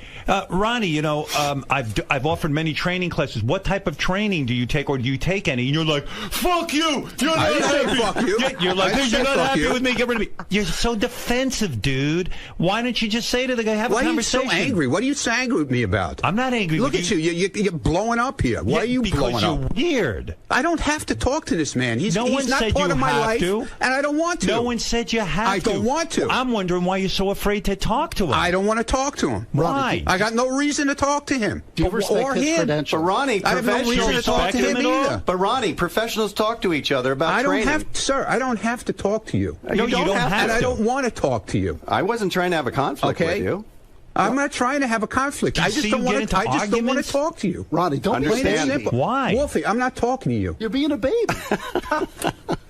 There he goes. He's going to throw the headphones No, I'm down. not throwing anything. I don't need to talk to either one of them. What does he know? Why what does he know about me? I mean, you don't have to talk to anybody, but why are you afraid to talk to these guys? I don't want to talk to him. Why? Okay? Can you tell me why? I just don't feel like it. Some people you do talk to and some you don't. Yeah, well, I talk Why to who I these feel two? like talking to. Why Ronnie, these two? Okay? He And can it's like help every you. time that one of these things comes up, it's you who likes to fucking put me on the burner. Me? The Yeah, guy- and you're happy to do it. The guy put me on the burner. You know Do you what? see me getting No, upset? but you're happy to do it because you know it riles me up. But what okay? about me? And you He love just doing put me- it. he just put so me on the burner. If you're happy, I'm happy. But if you're not happy with me, then we got a problem. Did I say we have a real do you problem? see what you're doing? Do you see what you're doing? No, I'm not doing anything. You're trying to create something between me and you. The guy walks in. I He don't did a need profile to of everyone. talk You're to the this only guy. one I don't upset. Need to be profiled by him. You're the only one I've upset. been doing a fucking job here for 27 years, dude. I don't need him to tell me anything. No one needs any of this. It's a show. Why are you getting so upset? If I've been doing the right thing all along, I don't understand why I have to answer to him. Man, are you fucked up? Yeah, I am fucked up. You're afraid of talking to a I guy. am fucked up. You're afraid of talking to people. I talk to who I feel like talking to. And if I don't feel like talking to him, Roddy, I talk to what my if you own learn psychiatrist or something? psychologist. But what if you learn I don't need to something? talk to this But guy. what if you learn he knows something? nothing about me. Nothing. He comes in here and he thinks he knows about me, but he knows nothing about me. Roddy, do you I'm not feel- a fucking swinger where he ever. He said he wherever that doesn't. came He from. asked you a question Where 'cause he comes- doesn't Where know. that comes from in his head. That never happened in my life. Being a swinger. Where does he come up with shit like that? I don't have to listen to this man. I don't know, man. All right, and I'm not walking out. Wow. I'm just telling you, I don't have to explain anything to him. To me, he's nobody. He's just another person on the street. You sound awfully defensive to me, dude. Well, I'm sorry. Wow, you Maybe are you should consider defensive. getting somebody else to work with you. Why do you always go there? Now, do you why not, are do you you not want to, firing do you yourself? want to fire yourself? Then quit. Obviously, you're not happy. You're firing yourself. If you I'm keep happy. bringing people in The to guy- try and fucking pick my head. I didn't bring this guy in for you, Ronnie. That's another fucking weird we didn't thing. know who with he you. was going to profile. you know He just what? walked in and he came That's in and he said he's a fine. profiler. But why do you have to keep? Why do I have to come in and defend myself if I Why don't do you keep want to? quitting your job? I'm not Do you not quitting. want to do it? I'm You not. can quit. I didn't say I quit. I never said I was unhappy with you. Then why are do you hearing Why that? do I have to talk to this guy? You don't have to, but why are you so do I afraid? have to defend myself? Why are you to so him? afraid? Why do I have to defend Same myself? reason we to him? all just did. I don't want to. That's my prerogative. I don't have to fucking You're talk afraid him. to talk to him. Okay, if that's Admit what it. If that's Are what you you're saying- afraid to talk to him? No. Then I why have won't no you talk to reason him? to talk to him. I have no reason to talk to this man at So, all. Ronnie, you want to be a part of the show sometimes, but don't not have all the any reason time. to talk to Will him. you tell us when you don't want to be? So sometimes, like Robin says, you want to be involved with the show, but sometimes you don't. So we're supposed to figure out when you want to be in the show. I You like came doing in, Ronnie's I block said I got party, nothing right? to say to him, and that's it. You like Ronnie's block party. What does that have to do with it? It has everything to do with it. You want to participate sometimes, I participate but other all times the time. you I won't talk came to in this guy. I have nothing to say to him. He wants to talk to you. I don't want to talk to him. He's being exposed, and he's upset I'm about exposed, that. right? But he's not I'm being exposed. He hasn't even. It seems like he has something to hide. Wolfie, please stay out of this because it's got nothing to do with you. I think he's. It's got nothing to do with you. What do you think, Wolfie? I think he's exposing weaknesses. Look at you! You just chased him out of the room by saying What are you something. doing? What are you doing again? Oh my I'm God! not talking. I think Howard. I think I was much more tougher with you. Oh, absolutely. But we I don't had think you an did anything. honest exchange as dads, as executives, Right. as And you know people. what? Maybe you're right. I'm actually thinking about what you said. Known you for a long time. Right. So, I'm trying to help. I'm not threatened trying to be by helpful. you. This No. fucking guy is so threatened. Professionally, All you had to do was could talk help to Ronnie. me. He could probably help Ronnie. No, out. I'm not a therapist. No, professionally in terms of his job in security. Yeah, which is all I'm asking is say, hey, professionals talk. I was talking to one of your security guys out there. He's NYPD detective. I train NYPD detectives. We talked. We had a nice conversation. Might learn something. Right. Might not, but you don't know. Professionals talk all the time about training. What's the big deal? Ronnie is Push the allergic button. to training, I think. I would love if Ronnie carried a tampon or two. I mean, he should have a utility belt like Batman. With all tampons. His bullet holders are tampons. But it also seems like Ronnie wants to be a part of the show. He's on the wrap-up show every day. He runs in there. Right. You know, He's always got input to other suddenly things. you show up, and now he doesn't want to be part of the show. I think Ronnie, like in my profile, was drug into this character position on the show. I didn't drag him in. No, he just it happened organically over the years. He's pacing the halls. Look at him. He's all upset. Have they got a camera on him? Yeah, look at it. They're There he stalking is. him. He's all upset. He's being stalked. Man, I can't believe it. He's still yelling. It's funny. Like you didn't even get out half a question and you fucking leveled the guy. He's the first person to get upset if someone's not a team player. Right. So you challenge him and he runs away like a baby. He wasn't being a team player. He's always blaming Lisa G as not being. Everybody Right. else engaged with me, which everyone, was good. even Lisa G, engaged. Yeah, with I wasn't being judgmental. I'm just talking about profiles. That's all. Yeah. Hey, you chased him right out of the room. It was weird. Now I have to deal with him out there. He'll be fine. But is he the most volatile person here? I guess so, huh? The most volatile? You know, but like, don't go on the wrap-up show and be part of that, and don't be on part of the block party. Yeah. Don't be part of the, and then all of a Well, sudden he certainly piles on when somebody else is getting, what they consider like a rough time. Right. But he doesn't like it when it's him. Yeah. You Robin's chased him right out of the Robin's room. right. You didn't even say anything to the guy. All the volatile people were fired over the last couple of years, so you're safe. He has opinions about people that worked on the show Oh, in the past. yeah. That's a whole nother story. Well, hey, another day. Another day. I like I'd love when to you come come back. Hey, Howard, Did you know it was Tim who shit? You knew right away. Right? Howard, I got to tell you something funny. I'm on the Amtrak train yesterday coming from Philly, and he was in my car. No kidding. You're kidding. Yeah, he was all wired up, and he was in flip-flops, and I didn't get to say hi to him because, and I was hoping he wasn't using the bathroom on the train. So. I was going to have Ronnie judge the beauty pageant tomorrow, but maybe I shouldn't because he doesn't like coming in here. Yeah, he might get dragged into something he doesn't like. All right. Anyway, listen, Dale, thank you. And Thank we'll you, check out your Howard. book, 3 Myths About Bullying, What Every Parent and Grandparent Should Know to Protect Their Children and Grandchildren. It's available now at Amazon.com. Check out Dale's website at saraf.net. And Wolfie, thanks to you, and I'll get to your stuff later on. Wolfie's been checking in with lots of good stuff lately. Yes. And we'll be back right after these words. I wanted to... to get to more, but I got Jeff Ross here. I would have. I know you don't like shaking hands. So. Well, yeah, because I got intimacy. If I could put a condom on my head. Put you through the torch. I'll just wait. You've been walking. Good, yeah. You're doing some great stuff for us. Thank you. Yeah. I appreciate the opportunity, and there's some cool stuff coming up in the next 5 weeks or so that I'm going to do. Now, what do you do? You guys do martial arts together? What'd you run out of the room for? What's wrong with you? He teaches my son. My son's 5. What does he teach him? Martial arts. Oh, martial arts? Yeah, I just... Well, I have a part-time martial arts club, and it's my decompression. Is that how you guys met? Yeah, his son's in our kids program. He didn't even know who I was. I had no idea. My son told me. Oh, that's funny. funny. That's not true. He goes, yeah, he's Wolfie. I go, really? Yeah, so that's how I met him. Wolfie's a good shit. He's a good guy. Thanks for having me on. I'm not interested in you. Stop taking my picture. Thank you. Go look and hide. I could give a shit. I enjoyed him, and I thought, you know, it was good. I thought the condom was good. Cool. Appreciate it. I don't know that that's wrong. That could be an intimacy thing. Pulling out is way crazier than whatever intimacy issue. I don't want to have another kid. I don't. I mean, I don't know how else to call do it whatever it. you want to call it. And condoms just don't bother me. Well, they bother me. That's a problem. And it doesn't seem to slow me down. Dale. Hi. Your analysis, sort of as predicted, caused a bit of controversy, especially with the man leaving my frame right now. Uh-huh. Why do you think Ronnie became so defensive? You know, he does. Some people don't like to be profiled. I mean, that's it's a very uncomfortable thing. He says I'm inaccurate. I don't think I'm inaccurate, but when he came out here and he was upset, but he said, "Who are you? What are your credentials?" Well, if you were to tell him, if you were to, I train the interrogators for the Army, Army intelligence officers. I train DEA agents, Secret Service. I went to the Federal Law Enforcement Training Center. I'm a Justice Department trainer, so I've done this. Done it for a long time, 22 years. You're decorated as far as protection and psychoanalysis of criminals and things of did it for a long time. What does Ronnie do well? Is there anything you've noticed that he does He's well? very loyal. I mean, he's very loyal, and he does pay attention.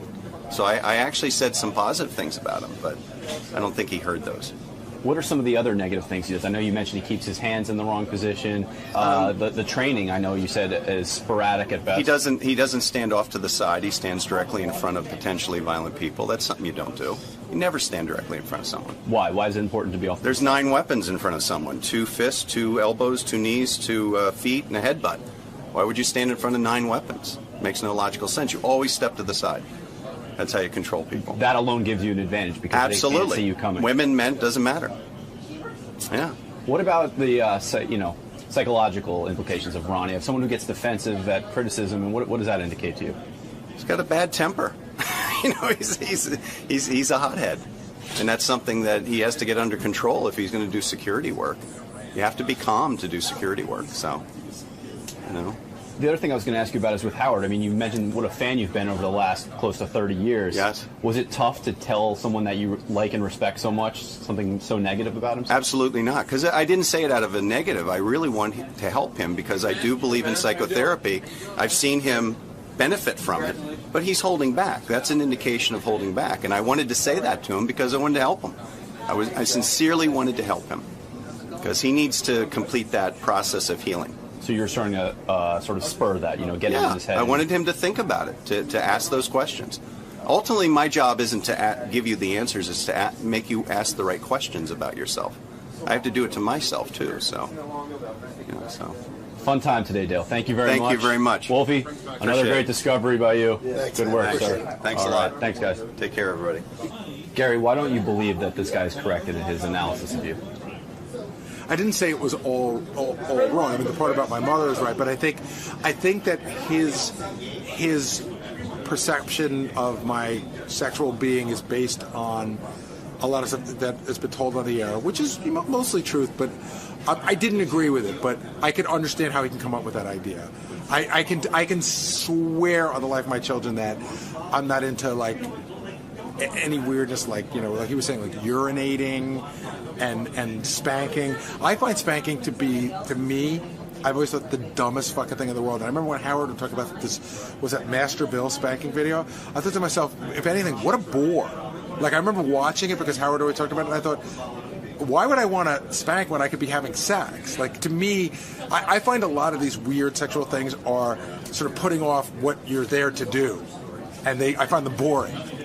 But I like him. I like this guy. I think he's really good. How would you classify yourself sexually? Adventurous, but not crazy. I think would be a great way. And when I say adventurous, I mean within my little bubble. I mean, I'm not so adventurous. I'm gonna like I wouldn't be interested in me, another guy, and a woman. I'm not that adventurous. There are boundaries. Many of them. Well, everyone has their own wacky boundaries. Right, but more conventional boundaries than what I think that in the grand scheme of things, people would be surprised to find that I'm probably more conventional in that area than they might think. When I was young and out there doing, sure, we messed around, but I don't have any weird stories. I've never had any almost sort of, group sex or gay thing or anything like that, and just like I said, it's not as weird as people might think. But I like this guy anyway. Why allow people like this to get under your skin? It's not under my skin, dude. Yeah, but why wouldn't you just answer to him about your training and let him know that you've done a good job? But why let him speak? I like to for know you? he protected. Ron, let's just clear your good name once and for all. Let's not. No, but this guy's attempting to put words in your mouth, tell you how well trained or unprepared you might be. Please, give me a break with this shit, okay? There's nothing. I got nothing to say about it, and that's the end of it. Okay. Fair enough. I want to know who this guy protected and saved lives. Whose life is saved? Are you implying that you've saved lives? Speak with words. Have you saved a life? What's that? Have you ever had to save Howard's or anyone else's life? Just read the newspapers from back in the 90s. That's all I keep saying. Okay. I'm going to break out my microfiche. I'm going to look that up. Be back in a little bit. Ron, why don't you want to talk to this guy? I got no reason to talk to him, and that's it. Goodbye. What the fuck? But it's making you look worse by now. I don't care. This guy means nothing to me. Wolfing is a piece of shit under my shoe. He shouldn't even be in there. He's got nothing to do with this. Because he brought a guest in? He shouldn't be in there. He's got nothing to do with this. But why not clear your good name? Why not? Oh, Greg, stop it with your nonsense already. Stop with the clearing my good name bullshit. All right? God, you guys are fucking unbelievable. What about him makes you not want to speak to him? Because you'll speak to other people like Howard says. You pick I got and nothing choose. to say to him. Why? Why him I specifically? got nothing to say to him. What don't you like about him? Oh, God. Jesus Christ, man. Give it a rest.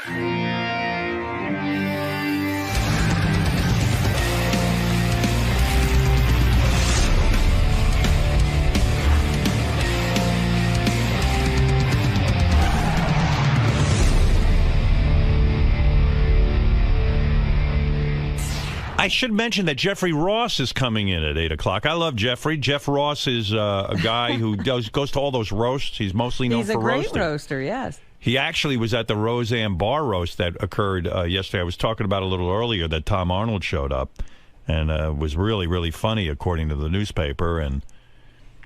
Did you see the picture of Jeffrey in the paper the other day? Yeah, he went to the Roseanne roast dressed as what's the coach's name? I can't think of it. Like Paterno. Paterno, Joe Paterno.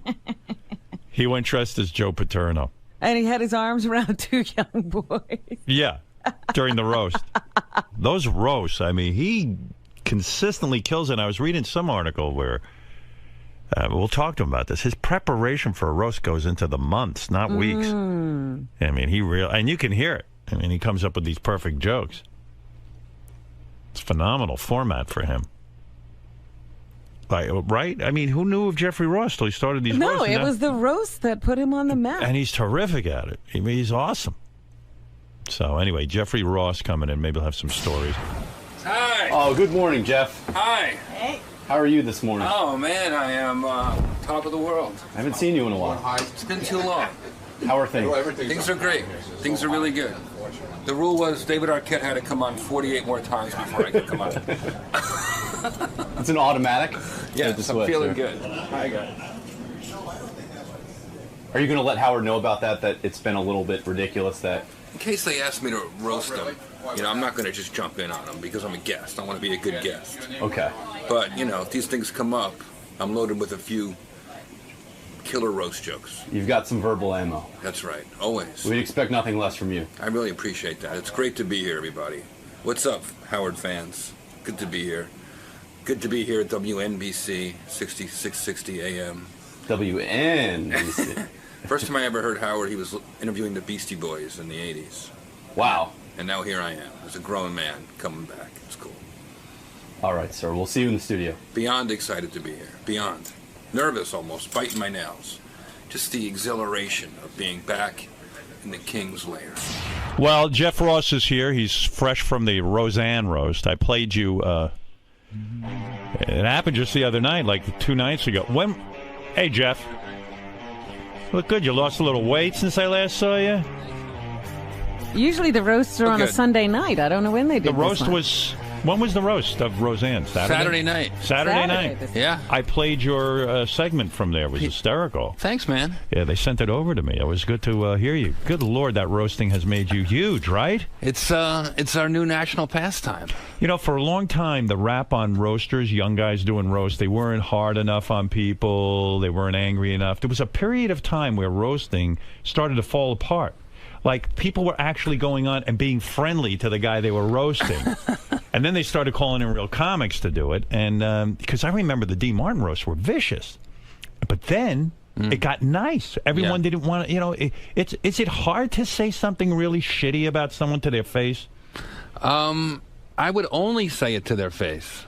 Right. You don't talk behind people's back. It's back. hypocritical. A true roast master says it right to him. But when you were looking at Carrie Fisher and you say, "Hey, Carrie, gravity, the force is still with you, but it's gravity," which implies that she's a fucking mess.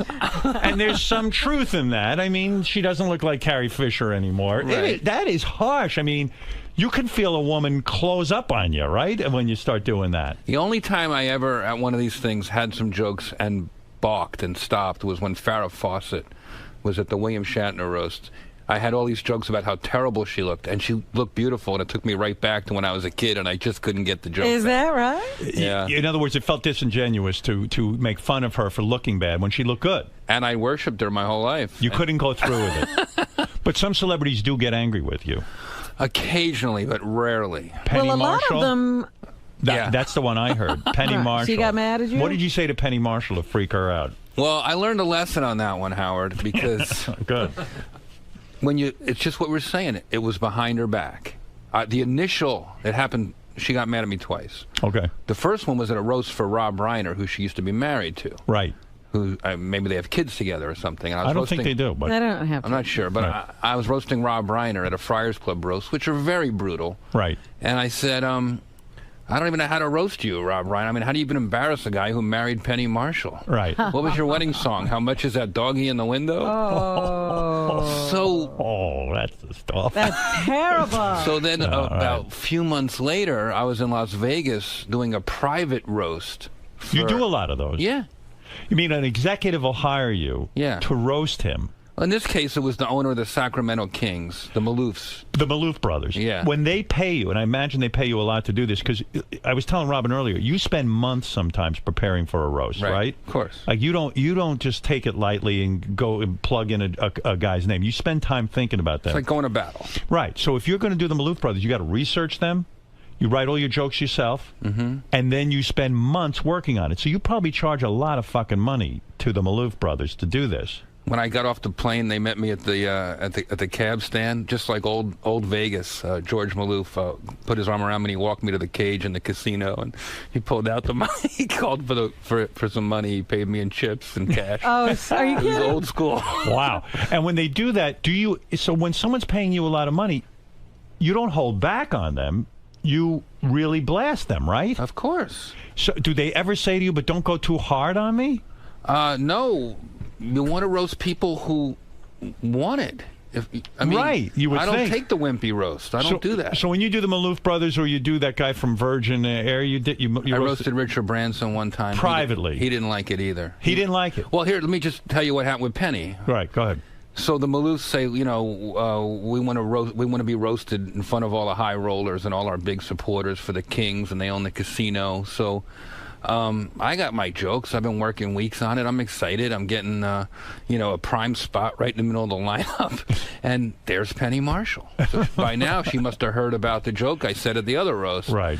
So she starts heckling me before I even get to the podium. He's an ass. Fuck him. Don't let him talk. Shut him down. Trying to shut me down like we're in British Parliament or something. It's a comedy show. And she's just sort of, it seemed like she was just whacked out of her head on something. She was sitting on Vince Neil's lap. Who wouldn't want to be on Vince Neil's lap? And she was yelling at you. She was really shouting me down. Do you go up to them afterwards and say, look, explain yourself that it's a roast, you're hired to write these jokes, I'm sorry you were collateral damage? They didn't give me that opportunity. I said that she started coming towards the podium, and I just stopped it, and I said, whoa, which one were you, Lenny or Squiggy? And she just spun around and sat back down, and I was walked out the back. I never made it to the after party. They protected you. Were they you protected nervous? her. They kicked me out. Have you ever gone to parties where someone comes up to you and says, hey, you're really shitty to me? No. It's a tough thing. Sometimes you walk. It's like I saw you at Jimmy Kimmel's party. That's the last time I saw you. Yeah. And you were about to go on the road. With Charlie Sheen. Mm-hmm. The story was, I don't think I'm saying anything out of school here, but Charlie was doing a tour. He was the biggest thing in the country, but he went out to try to do stand-up. And as we know, that takes years and years of perfecting.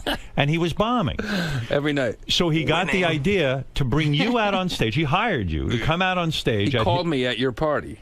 Did he actually call at the party? I was at the party, drinking and having fun. Right. Big party. And, obviously there's a lot to, I didn't want to, my phone rings. I had a hunch he was going to be calling. Right. And, Jeff, it's Charlie Sheen, very intense. It sounds like Apocalypse Now every time he calls. Right. And, it's always intense. Hey, I have a show in Atlantic City tomorrow night, and everyone's saying you'd be great to wrangle the crowd and keep the crowd at bay. Could you come and be the moderator and interview me? And I'm like, Charlie, man, it's sort of not my thing, but what if, about 20 minutes into the show, when things start to get a little hairy. 20 minutes. How about a minute in? Bring you out right away. Did he actually make it 20 minutes? You're leaving him out there way too long. Yeah. They probably put you out like within 5 minutes, but go ahead. So I said, if I can roast you, and he's like, and I said, I got to say whatever I want. And he said, okay, done. 6 a.m. flight to Philly, and we'll pick you up. And he you said, get what do you paid need? for that gig? Sure. Yeah. And I said, I need a hazmat suit and a podium. Yeah. So there you go to his show. Now, when you arrive, is it really no holds barred? You can say whatever you want about Charlie Sheen. Well, now it's 15 minutes before showtime. I still haven't met Charlie Sheen, and they finally summoned me up to his suite. There's like 4,000 people at the Trump Marino loading in. I've been working on jokes from the party all the way to the flight, all the way, from the airport. I've just got scribbled stuff everywhere, and whatever people gave me at the party on my way out. Do you read off the notes when you do the roast? You can do that, right? That's allowable, sure. right? I feel like at a roast, it shows respect if you took some time to write some stuff out. Right. Were people at Jimmy's party giving you ideas on what you should do? Yeah, Norm was giving me stuff. I remember George Clooney was there, and his big thing for me was to tell me, well, be careful what you say. Don't say anything that you're going to regret if Charlie dies. But seriously, saying that to you before you go to roast someone is really kind of deadly, because you can't. If it's going to really be funny, you've got to get to the biting truth. Sure. You've got to really wreck the person. Sure. Yeah, I mean, I can't imagine, I wouldn't want you roasting me, because the shit that you say is... Look, every time I hear you, it's real. You're hitting some real truths. Right. And so if you were roasting me, I know that it's not going to be different for me. It would hit you somewhere where it would hurt. It's going to be really bad shit about me that I maybe don't even want to hear. That's a different style. That's not my style. My style, Howard, is for everyone. You're guest of honor. If you're the guest of honor, I want everyone to leave that roast saying, that was so much fun. I hope we do that again someday. And I want you'd go home and you would tell your wife and your family all the jokes and go, there would be jokes you would love. Backhanded. When I roasted Hef, do you think he went home saying, oh, my God? He went home saying, God, I love that. He probably had a better sense of humor than I do. I don't think I'd hold up well at a roast, honestly. But there are some people on the Comedy Central roast, they back out because they can't take it. That's true. Who's too mean at these? Are there people who go over the line, in your opinion? Because you work with kind of the same people. You'll work with Whitney Cummings. You'll work with Lisa Lampanelli. You'll work with the late, I thought he was Greg great. Giraldo. Yeah, Greg Giraldo was a great roaster. Good roaster. Gilbert, you'll work with. Are there some people who go too far? I do. I don't think there's a too far, Howard. I think sometimes there's a too much. I'll hit, Milton Berle, after my first roast, he said they only remember the home runs. Right. Hit them with 1 or 2 wows, and you don't have to hit them 8 times on the size of their vagina. That was my only beef with Whitney after she tore into Pam Anderson's vagina for half an hour. I was like, she's our guest. Just hit her with 1 or 2 and then move on. So you have a line that you won't cross. Well, I have an amount. So you felt Whitney would say, let me understand, Whitney would say 50 times Pam Anderson's vagina is all stretched out. Right, and then until Pam Anderson's ready to leave. And I'm like, we're supposed to be having fun. See, I'm surprised to hear that, because sometimes it seems like maybe you're right. Maybe you don't pound the person to death, but it seems like you do because you hit him with a 1-2 punch right away. Yeah, it's remarkable. I love the roast, and I love all of that. So getting back... No, go ahead. And they're healing sometimes. I mean... They are? I feel like people sort of... For Charlie Sheen, for instance, it was a reset button for him. Yeah, we'll get back to Charlie Sheen, because maybe it was healing for Roseanne and Tom Arnold. She finally allowed Tom Arnold this time around, the one that hasn't aired yet. Yeah. She allowed him on stage, and the stuff I read in the paper was really funny between the two of them. Funny and emotional. Right. He was quivering. She sat back in her seat. It was like there was a real authenticity to what was happening, and I was surprised. I had no idea what was going to happen, and it was alive.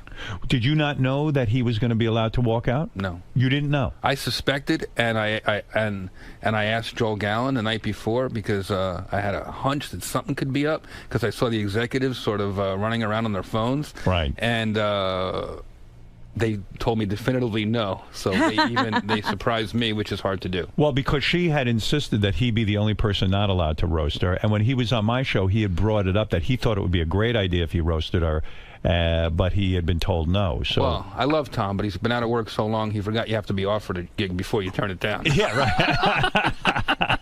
Because he was on my show, he was killing on the show, and I said, man, that would be such a great moment if he came out. But I really never thought it would happen. Yeah. So get back to Charlie Sheen. So you get back to his dressing room.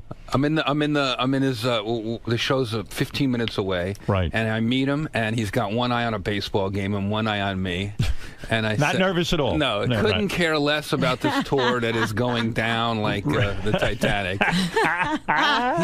He's got That's great. Thousands of people sold out. They're buying T-shirts, the Torpedo of Truth, and he has nothing to say. Nothing. He goes out in a baseball shirt, a Philadelphia baseball shirt. We're in New Jersey. You don't do that. Just the whole thing. Right. And he comes out and winning and Tiger Blood. He's got this little shtick he does in the beginning. Right. So he says, I'll do all that. And then I said, okay, well, when it starts to get a little weird, because it's been getting weird every night, and they've been trying to get me to do this for a while. Right. I said, all right, that's when I'll come out and I'll do I'll roll out a podium and we'll start and Chuck Zito walks up to me, who I don't know at this point. Right.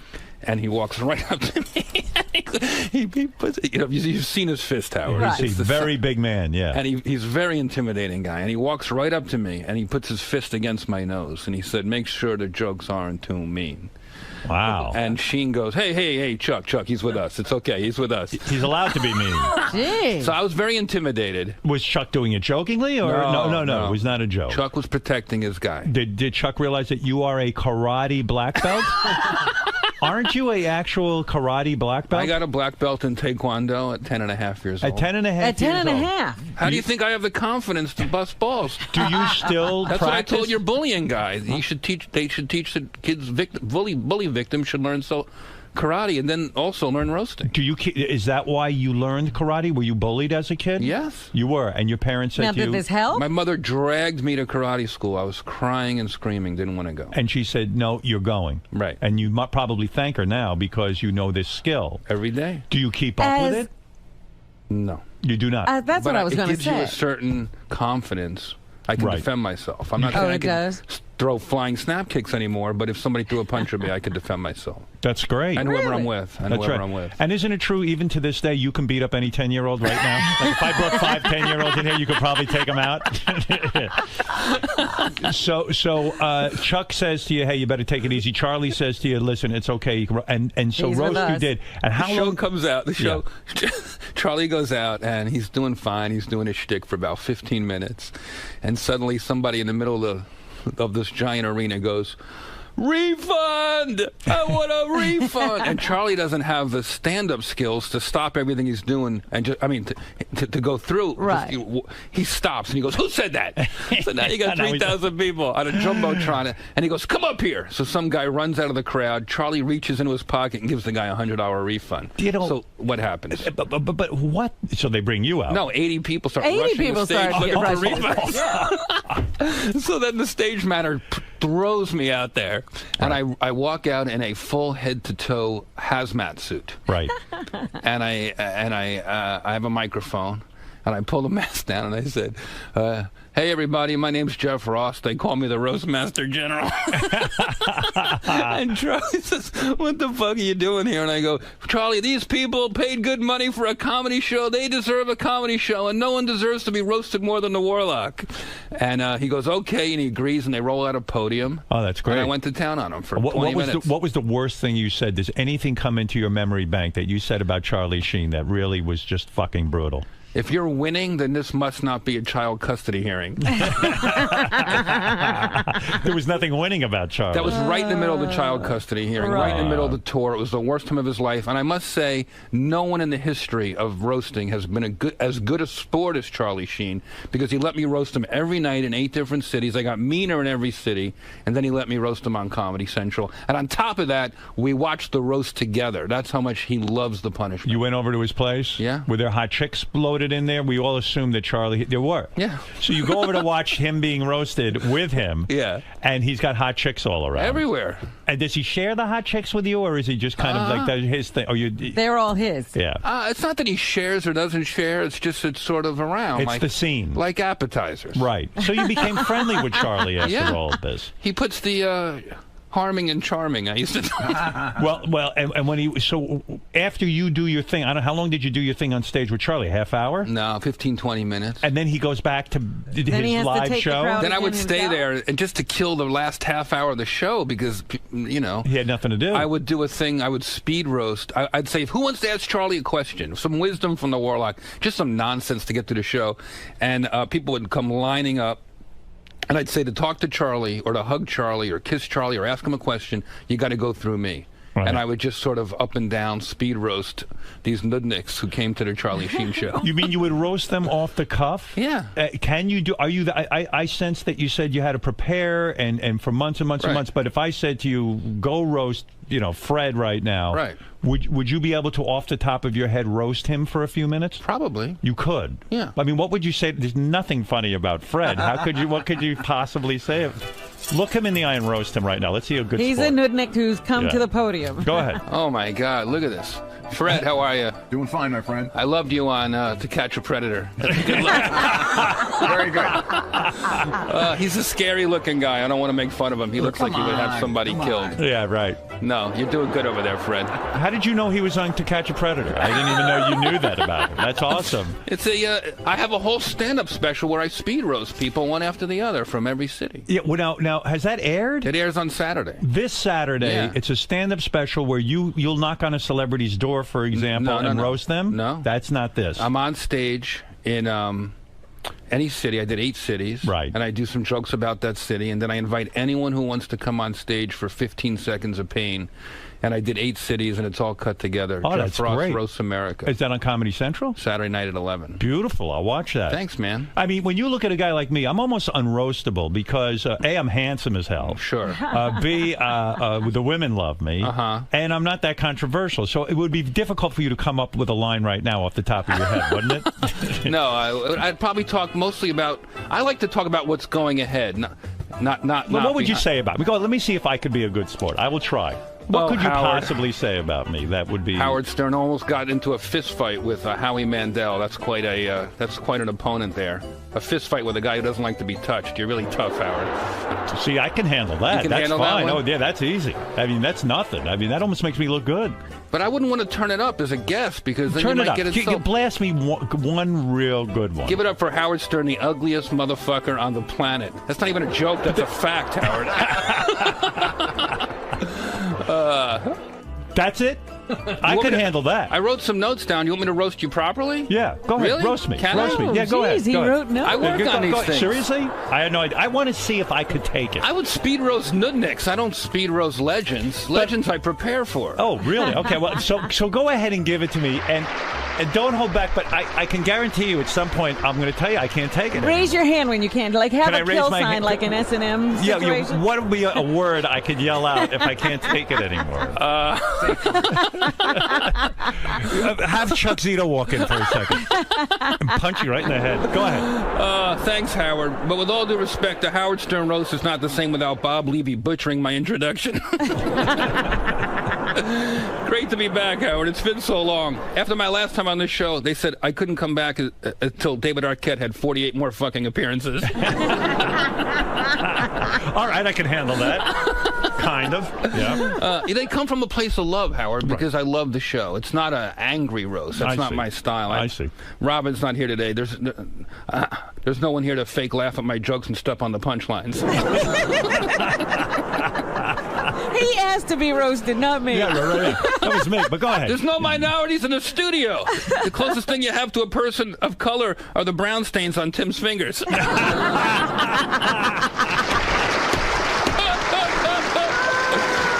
That shit gate story was so gross. Who thought Sabian would cause more body fluids to fly than the Sibian? How do you shit like that? I don't know. How does it fly out of your ass onto the walls and on the light And the switches? light switch. What It's something is that? good. It's like, what's it called? Spin arm. Remember spin arm when you were a kid? You ever shit like that? No. Where does that come from? It seems like, he shat and then walked around the room or something. It's like a lot. I never heard a story like that on the radio. Me neither. But let's face it, you guys beat that topic more than Fred Willard beat his cock.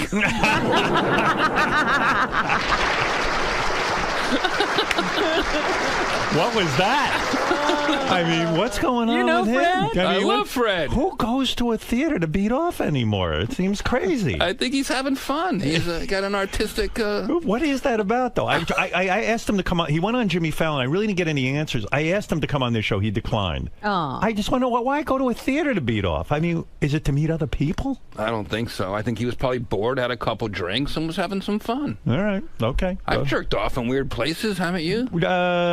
I'm very proud. I'm afraid someone will see how small my cock Where is. have you jerked Where off? have you jerked off in a weird place? Let me think.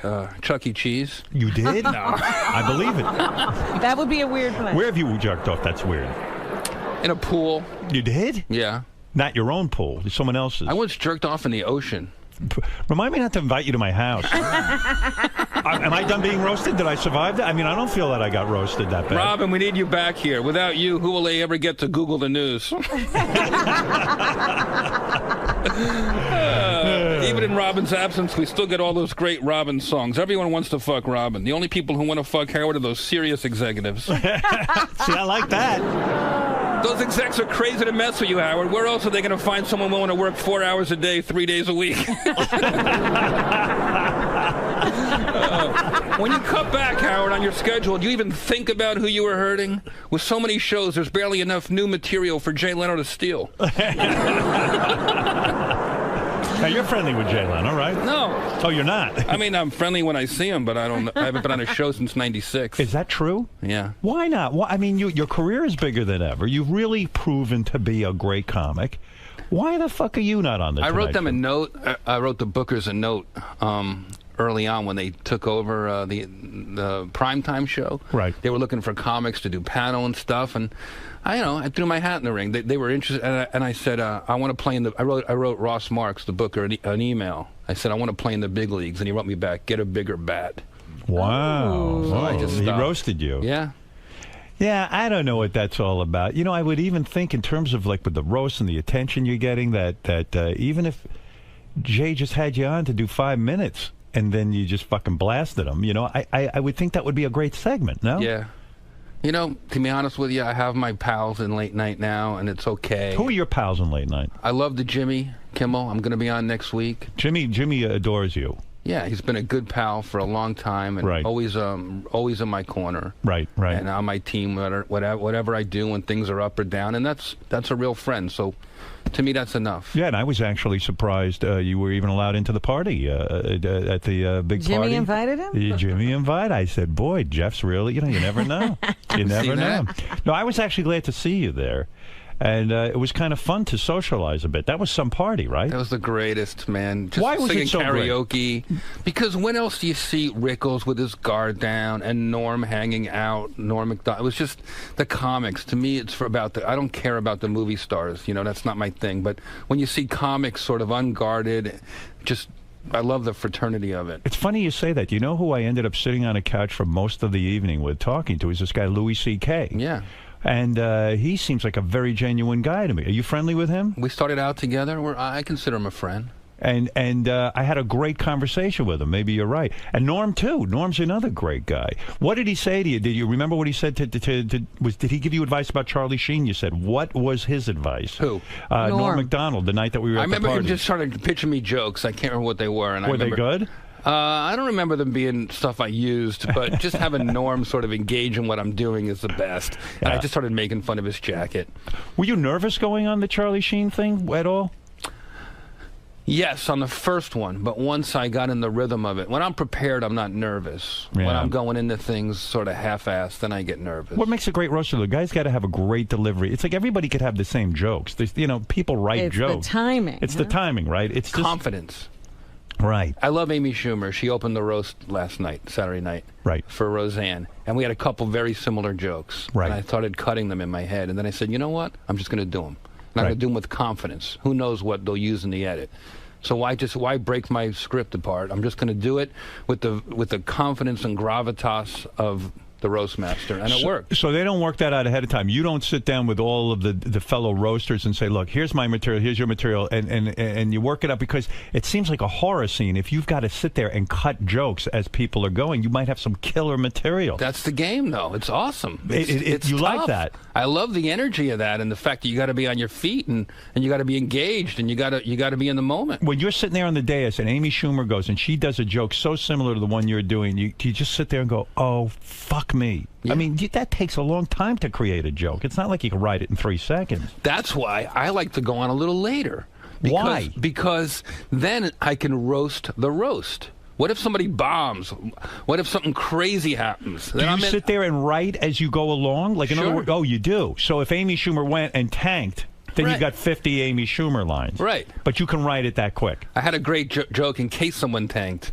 Hey, Gilbert, if you're going to tweet about a disaster tonight, tweet about Amy Schumer's set. You know? Right. But she was good. She was great. And it didn't work. So I dropped that one and made it about Ellen Barkin's makeup. Somehow you work it in. How long do you go on for? Like 3 to 5 minutes? I went on for about 8 minutes. 8 minutes. There was a lot to work with there. Do they cut that down, or they just run the whole 8 minutes? I think they'll run most of it because it was pretty fun. And I mean, the segment I ran this morning, maybe I should run it now. You know, I was dressed as Joe Paterno. Yeah, we talked about that. Now, that seemed pretty controversial, that you would show up dressed as Joe Paterno. And did anyone have any doubts about you doing that? I did. I struggled with it for a while. But why did you struggle? Because you thought maybe too soon? No, not too soon, but I don't want it to be misconstrued as glorifying those guys. I wanted everyone to understand that it's my way of expressing my freedom of speech. A lot of comics have been apologizing and second-guessing their imaginations lately. Right. And that troubled me. And Roseanne represents unapologetic comedy. Right. So I thought it would tie together in a way that could be funny and also impactful. You know, Who knew it was that deep? Right. Who knew? I just said, but you're right. I remember going on Letterman and making an OJ joke. It was right as soon as this murder occurred, double homicide occurred, and I went right on that night and I did a OJ thing. And Letterman came down pretty hard on me. He said, you shouldn't make fun of a double homicide. And I was like, oh, fuck, great. I mean, I just got chastised on television. And yet 3 nights later, everyone started in, including Letterman, with the OJ jokes. Right. And so I still feel glad that I did it. Because right. it was history proved me right. You know, you asked me if I write my own material very early on. Yep. I write it, but I also, at this point, because of my reputation, everywhere I go, people offer me ideas now. Right. The cab driver will give me a joke, and then Sarah Silverman will give me a joke. And you start to get ideas and influences, and I feel like I'm roasting Roseanne vicariously for all the fans and comics. So Sarah hears that you're going to be on the Roseanne roast. Right. And she's known to do roasts, too. But she, I guess, didn't want to do this one or didn't get asked to do this one. She didn't particularly like him. I don't know about that. Does she not No, like she them? talked about it with us. She did? She said I think she she didn't like loves them as a fan, but Right. I think, you know, being up there isn't really something she looks forward to. Right. So she calls you up and says, No, hey, we had lunch, and we'll just start bullshitting about the roast. right. And then she says something great. Yeah. And then do you have to ask permission? Do you say, hey, can I use that? No, she's saying it so I use it, hoping I use it. Wow. And she doesn't have that possessive thing like, I want to save this for myself. No, she's waiting and watching the roast, waiting to hear her joke so she can tell her friends, and she's very, very supportive like that. When you did Dancing with the Stars, you were voted out the first guy out. What did that say to you? It's a popularity contest. Is it that a lot of people in America didn't know you, or were you just a really shitty dancer?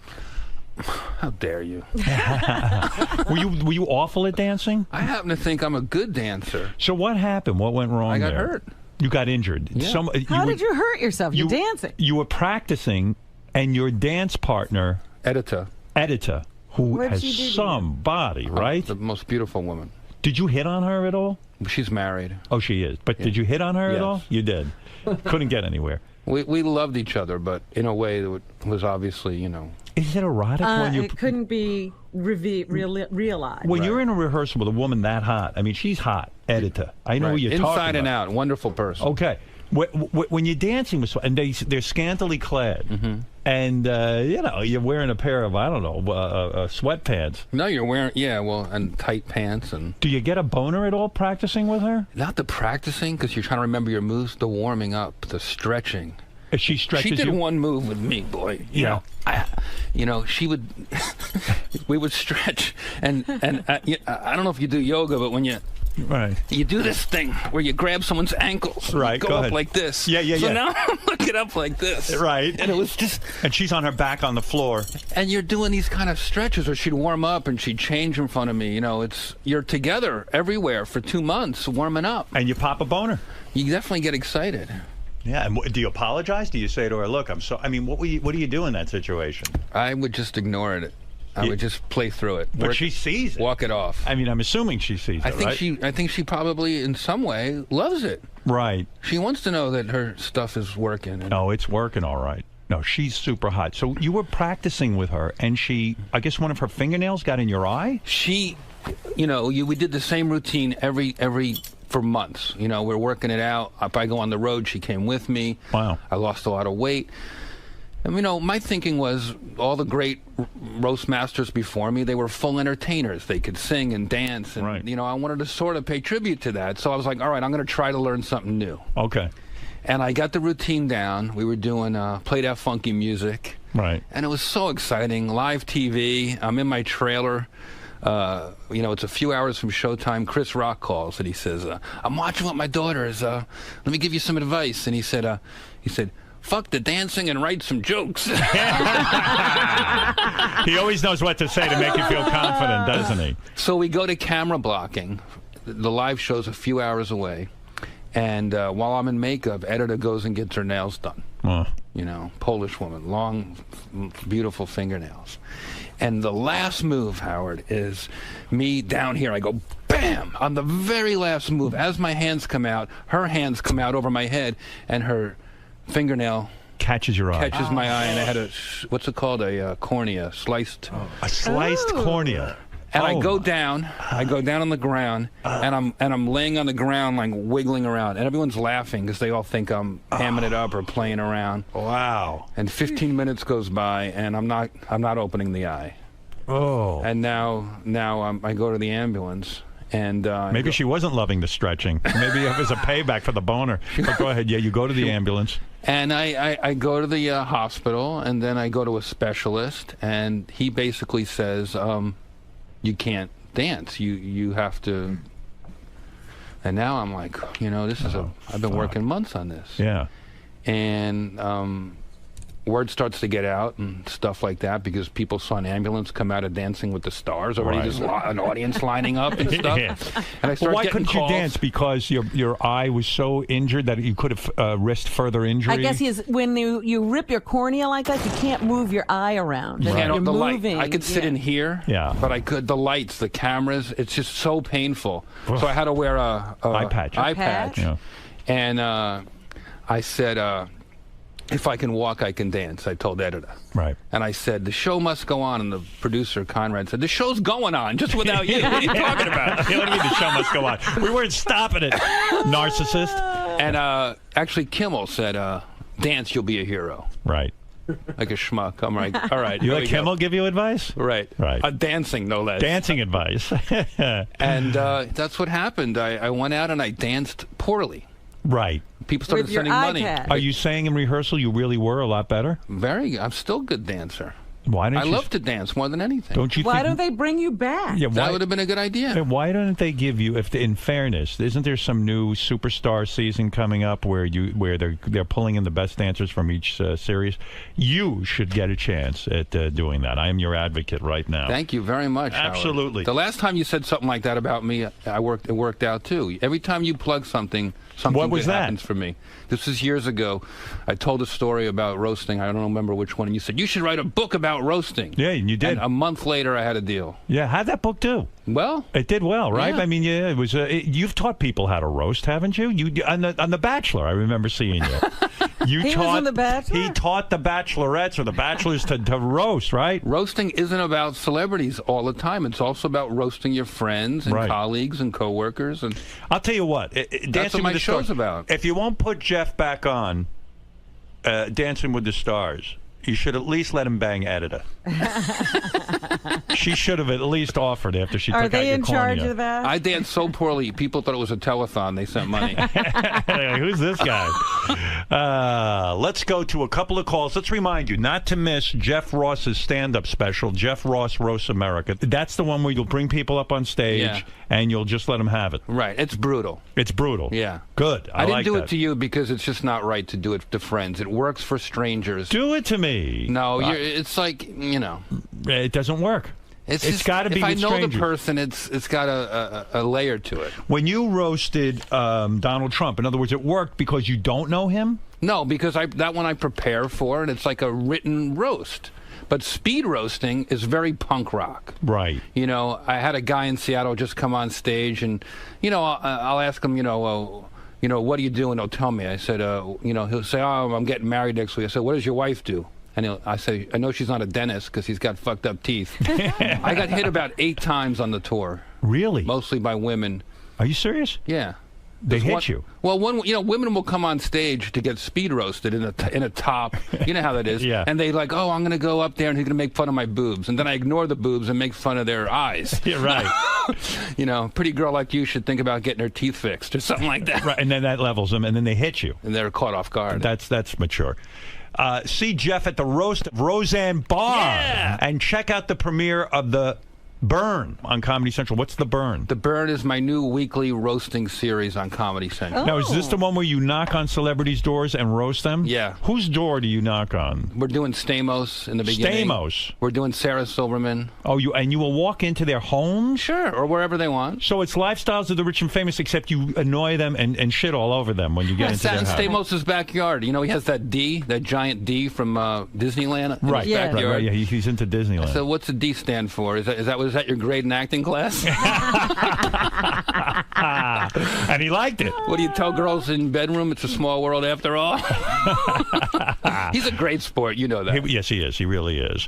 Let's go to, I don't know, Tommy, who wants to say hello to you, and then I'll let you out of here. Go ahead, Tommy in Lansdale, Howard, Pennsylvania. hey now, love you, brother. Hey now. Jeff, you're kicking ass, man. I never heard of you until you went on Howard years ago, and I'm sitting in my car right now. I'm late an hour for work. I'm just pissing myself. He's all a great the roasts guy. you do, man.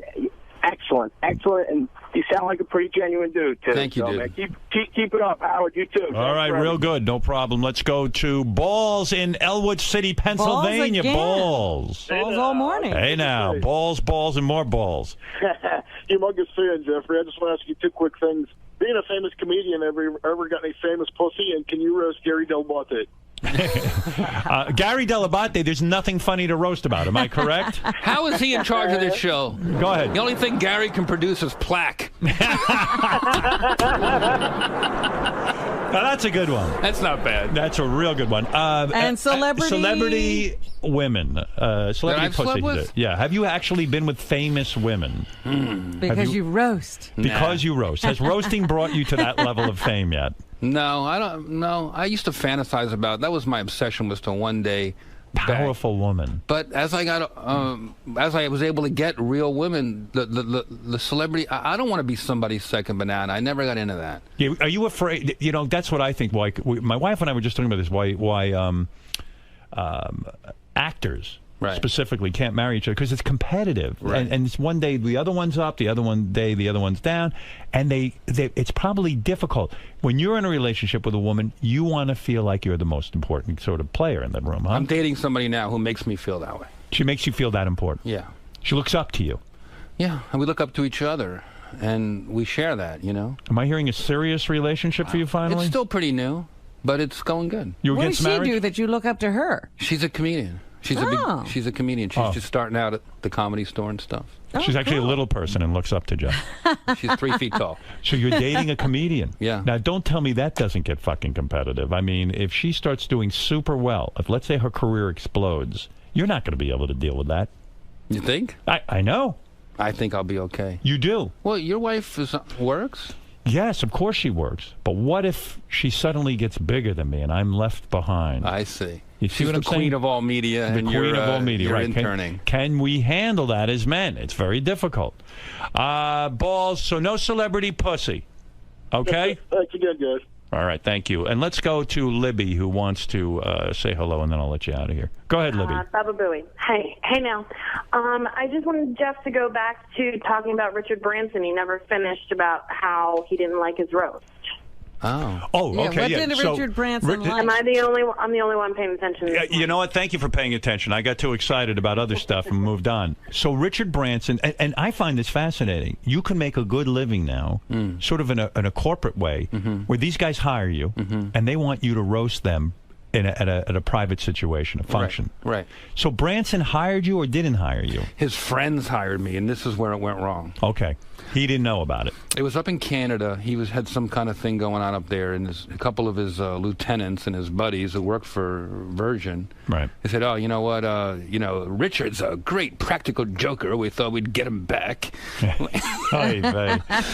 I can't remember too many of my jokes, but they were mostly so they don't. He doesn't know why he's there exactly. He thinks he's there for some other thing. And now, is this in front of an audience? There's like 50 people that he knows and works with. Right. You know? Right. And they put him in a chair, and we're having drinks, and suddenly, the roast master, da-da-da-da-da, and he's sitting there, and he's sort of, people are dying because they love that they're punking him. Right.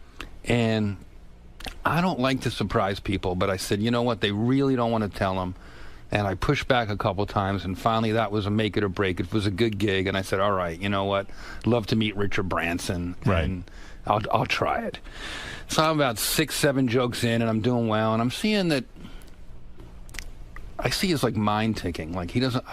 Either he's going to get up and leave, or he's got a big line he's going to drop on me, or maybe the joke. I don't know what it is. Right. I get all through the roast, and I get on a roll, and I'm killing, and finally, like, he's just a good sport. He's just laughing, and he's enjoying it, and he just sort of, it's like getting molested. After a while, you just sit back and let it happen. All right. And then I give a big finish, whatever the last joke was, and he stands up, and he comes over, and he has his drink in his hand, and he gives me a big hug, and he drops his whole drink on my head. So you were upset. it's just, I kind of shrugged it off with a laugh, but I go, this is not the business I want to be in. This is right. Roasting is... Well, roasting is hard work, number one, and it shows that the guy didn't have a good sense of humor, and now all of a sudden he's sort of physically attacking you over it because he doesn't know how to humiliate you any other way. Right. And now he's pouring a drink on your head. And maybe he thought he was being funny, but the truth is he couldn't take it. Right. Powerful people do not like to get caught off guard. But you make a good point. Yeah, you don't want to go in there if this guy doesn't want you there. Right. If he can't handle it, then fuck it. Why should you be humiliated? So you never spoke to him afterwards and you said, hey, that was bullshit? You just went over the line, man? You didn't have to do that to me. I tried to be a good sport because I realized that I broke one of my rules of roasting, which is not to sneak up on people. Right. You learned your lesson. I just roasted my Uncle Murray for his 90th birthday, and he begged me. He was so happy. When Right. somebody's up for it, there's no greater party. It's an honor, I guess, right? Yeah. Yeah. So, and I imagine you get paid a lot of money for these private gigs, make more than $100 or something, like something crazy, right? It's a good way to do a gig without having to, go on the road and promote it for a week, and You're you not just kidding. show up and bust somebody's balls. Did you know when you got on the first? What was the first Comedy Central roast you ever did? I did them I did it at the Friars before that. And then you got your reputation. They asked you to go to Comedy Central. No, I pushed Comedy Central and Drew Carey and the Friars Club into doing the first one. It was my idea. And once you got on, it became your thing. When you got into comedy, did you think roasting was going to be? Didn't even know what it was. You didn't know. No, I used to have to, when they first asked me to do it, it was like saying jousting, or it was like a lost art. And were you like at first, hey, I don't even know I want to do this. That's not what I do. Yeah, I got a lot of shit from I was in the alternative comedy scene downtown in New York, where we would just tell stories without a microphone. And it was like the mid-'90s. Right. And I loved that. But then I got asked to do a roast, and it was a tough time. It was after the blackface incident with Whoopi Goldberg, and so they had trouble getting bigger stars that year. Right. And they thought I'd be good at it. And Greg Fitzsimmons had gotten me into the Friars Club. Right. And I said, wow, this is interesting. This is the ultimate alternative comedy. I'm going to put a suit on and go bust Teddy Youngman's balls. And I met Milton Berle and Buddy Hackett. And so who was the first roast that you did? Steven Seagal. Steven Seagal. Oh, my God, that's fantastic. Humorless. Didn't know. Probably didn't even get half the jokes, right? Did not get the jokes. I'll never forget it. There's 1,500 people, at that Hilton where, you're always up in the balcony, Howard, lurking in the back. Right. There's all these people there, and Steven Seagal's there, and I don't know anybody. I got my one good suit on from the Letterman show left over, Right. And Milton Berle introduced me. He gave me this terrible introduction. He just came back from a convention of lesbians with dildo rash. Just some generic bullshit joke. Right. Didn't know you from a hole in the wall. And I come out in my suit. I got three of them. Yeah, go ahead. You come out in your suit. Steven Seagal sitting there, and I look out at the crowd, and I said, I realize I look at Seagal and I go, I realize a lot of you don't know me here today, but I feel uniquely qualified to be here today because I'm also a shitty actor. And I just start tearing into Seagal, and every 3 jokes I get poked in the ribs from this side by Milton Berle. And the only other person to ever do that to me when I was speaking was my cantor during my Haftorah. He would do that to keep me from being nervous. He would just sort of remind me that, I don't know why. So Burl just keeps poking me. Every time I get an applause break, and Burl had these long, sharp nails. And he's just disrupting me. He's just fucking with me. Why is he doing well? And I didn't know. And finally, I just turned to him and I engaged him. And I said, what are you doing? And I said, we started going back and forth. I said, I was walking around downtown today. I saw Milton Berle in an antique shop. $800. Boom. And then finally, he goes after me and he starts grabbing the mic out of my hand and we're going back and forth. It's my first roast. Oh, my God. Why? Do you think he was jealous that you were killing him? He didn't like a new guy getting laughs. Wow. So finally, Buddy Hackett was sitting like 8 seats down the dais. Right. I didn't know him either. He screams off mic. He goes, hey, Milton, let the kid work. Remember when you used to? Milton leaps out of his seat. He's in his By the way, my first roast was Milton's last. Milton ran over and kissed Buddy on the lips. And I said, look at them. Give them a round of applause. Between the two of them, they have over 150 years of homosexual experience. And I have a picture of this in my house. Milton ran back over and planted one right on my lips. Wow. And that was it. So were you angry? I'm not understanding. Were you angry with Milton Berle for interrupting you and fucking with you? Or do you consider that like a huge honor? I consider it a coming-of-age moment, a graduation into the majors. I still am fascinated why he would poke you. I think he was tantruming like a child. You were getting all the attention, and he couldn't deal with it. He had been hogging the stage the whole day. It was nobody really funny except him, and he couldn't deal with it. So in a sense, it's a compliment that he couldn't deal with you. The great Milton Berle could not deal with you. You stole his stage. And I still was respectful afterwards. You know, at the back at the club, I talked to Buddy, and Buddy told me that he pokes new comics out of jealousy and just to be a pain in the ass. Oh my! Are you sure it was his hand and not his cock? Wasn't he like the legendary huge cock guy? He had a big one. Right? Yeah, I don't know. That's a great story. All right, listen, Jeff Ross. He came in here and he entertained you. Now, quid pro quo. You have to watch all of his specials. Lots going on. Everything coming up roses for Jeff Ross. Howard, one closing roast joke about Please, you. Go ahead, yes. One to close I can't even imagine what you could say because I'm He's leaving through a bunch of notes. There's nothing funny about me. Go ahead. But in all seriousness, Howard, as you know, I'm starting my own show in a couple weeks, and I want you to know that as a host, you are my inspiration, Howard Stern. Thank you. In order to be a success, I will try my best to mimic everything you have ever done in your magnificent career. Thank you. I've already told my executives to defecate on the walls, my writers to stroll in late, right. My co-stars to work from home, right. And I'll keep showing up to work even though my contract says I'm owed a ton of money. That's right. Thank you very much, Howard. Jeffrey, thank you. Jeff Ross, everybody. Great Jeff Ross. We'll be back right after these words. That drives me crazy with Milton Berle. That's such a tantrum. I'll never forget it. He was unbelievable. He eventually stopped doing the roast. That was his last one, but we became pals after that. You know, I worked with him a bunch of times. I did interviews, and he agreed graciously. I had a talk show on E! Before I had like my regular radio show. It was an interview show. So Milton Berle is insisting I come back and see him before I interview him. And I said to them at E! I said, look, I don't do that. Like, I think it's much better to sort of like get on there and spontaneous. If he has something he wants to talk to me about, well, let's do it on the air, whatever it is. Because he might have said to me, don't bring up my cock, don't do that, you know, and I would have been like, fuck, you know, because like whatever, you know, these are the things I wanted to bring up. So I'm resisting. He says, look, I'm not coming out till you come and see me. So, you know, it's like we're pissing contest. I go back to see him. And he was the one who started in with me. He says, listen, I'm going to go out there and say this, then you're going to say this. And you say, Uncle Milton, you were on Beverly Hills 90210. How is it that they're not giving you an Emmy? Then I'll say, no, don't bring it up. Then you'll say, you should get an Emmy, Uncle Milton. And then I'll say, no, I'm embarrassed for you to bring it up. Then what you say is you give out the phone number for the Emmys, and then you tell your fans. And I was just like, oh my God, here's a guy. He's had a huge career. He still fucking cared. He was 80 fucking years old. And he still cared about getting this goddamn Emmy. Wow. You know, it was crazy. He loved the attention. He loved it. He couldn't bear that you were doing well. He couldn't bear to be irrelevant. Right. The last time I ever saw him, he was in a wheelchair. We were honoring Sid Caesar for like his 80th birthday. And I knew he wanted to be acknowledged. And I said, Milton Berle is here, and he brought a wheelchair for his cock. He leaped out, and he was so happy. Yeah, he wanted, that's true. That's why he used to come on our show. Right. He thought it was like sort of, but you know, he was great when he was on our show. Like, we loved having him. He used to... That's cool that he was your guest, though. Yeah. It was a real big deal. What he used to tell Howard all the time was, we would say, but Uncle Milton, we heard all these roasts that you would do, you know, these things. He goes, those were done in private. Working blue in public, that's a whole different thing. Those were meant to never be heard. But Howard's like, but you're cursing up a storm. That was not meant to be heard. Like, he had a whole... He had his whole theory of everything. But he was funny, yeah, you know, he was fun. He gave me shit for making the roast public. He was a pain in the Thank you, sir. Thank Great you. time. Good to see you. Great job. How you doing? I heard you mention during the interview that a mere plug or indication of something you should do automatically leads to success when it's mentioned on the Howard Stern Show. It's true. It's true. If Howard puts it out there, it happens. It's just a fact. He's like the Walter Winchell of our generation.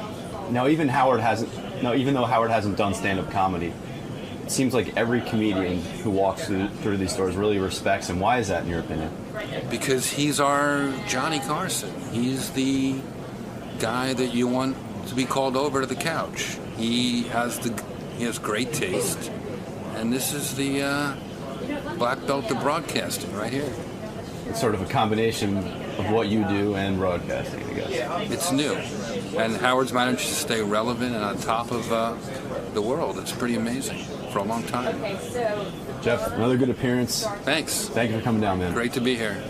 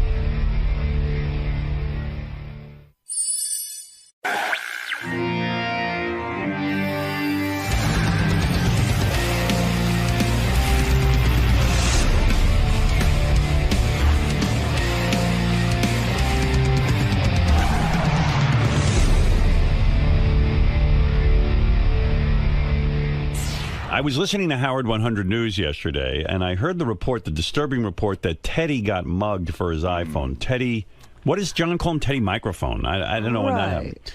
Teddy just got married. Yeah, it turns out he was on the subway, and he says like a pack of wolves, like 7 guys descended on him and tried to fight him. Grabbed his iPhone, and then he chased them, and they turned around and looked at him, and they said to him, "Hey, Teddy." Or whatever. They knew him? No. They said, "Hey, look, guy, stop chasing us. You're being foolish." Like they almost said, "Like, what do you want to get your ass kicked?" Asking for trouble. And Teddy thought about it, and he said, "Maybe this guy's giving me good advice." But the odd part of the story, and why I want to speak to Teddy, because this is upsetting to me. Teddy has one of those apps where he can track where his iPhone is, exactly where it is. He says, "Here it is. I know exactly where my iPhone is." And so he called. Why is he chasing them? Well, he called the police, and the police wouldn't do anything about it. He said, "Would you send a car over there and get my iPhone? There's been a crime." Well, this is horrible because obviously these people are predators. Yeah, I don't understand that. I mean, here we have the technology to get the guy's iPhone back and catch a bunch of marauders. Why would the police not? I don't understand his story. It doesn't add up. It doesn't make sense to me. I believe the police would go check it out. Why not? They're doing the stop and frisk thing. This is obviously people who are up to no good. Gary, when does Teddy come in so I can talk to him about this? Or is he not here till late in the show? Gets in around 8, Howard. 8. Do you know anything about that story? No, but John Lieberman's here, and I think you may have a couple of the facts wrong. Oh, all right. John, come on in. This is John Lieberman. He's made his bones on the Tim case where Tim shit in the bathroom, and he... now we look forward to every report. He did DNA swabbing and all kinds of things, and all of a sudden he's like top reporter around here. John Lieberman got 18 on the ugly meter. Yeah, a lot going on around here. Yeah. Who knew? So Teddy went out drinking Sunday night with his new wife. Right. And he ends up turned around on the C train in Manhattan, headed the wrong way. Mm-hmm. So he's headed to Brooklyn. Okay. He gets off the train. He's discombobulated. Next thing he knows, there's 7 or 8 guys poking at him, reaching in his pockets, trying to mug him. Right. They end up getting his iPhone out of his pocket. Right. But they don't take his watch and or his wallet. Or his wallet all or right, anything. So far I'm with you. I think I got the facts straight. Then he gets back home and he calls the police, but the police say they want to come to his house and do the report and everything, but he was drunk and kind of out of it and said that's why. Okay. Said I don't really I don't feel like dealing with this right now. So then he uses the app on the iPhone to locate his phone, and he sees it sitting on Fulton Street in Brooklyn. Right. For hours and hours, and then he wants to go back. Yesterday morning he told us he wants to go back and find his phone. Vigilante style. Yeah, I heard that. Yeah. And we advised him that it's probably not the best idea to do that. Well, why won't he? So the police are not at fault. They came over. They were ready to come right over, take the report, and get the phone for him, and he didn't do it. The police are not at fault. No, not at all. Not at all. Not That's at what all. I said, because it seems to me the cops would be all over this. Well, look, I mean, people get their... Where is his iPhone now? Is he still able to track it on his iPad? Yeah, he's still tracking it on that app. Now, why won't he call the police now? Well, he says he was considering it. He says that he will call the police and actually go through and file the report. What is he going now. to wait, a month? I used to think Teddy was kind of a sensible guy. And that makes no sense to me. Well, then it's his fault.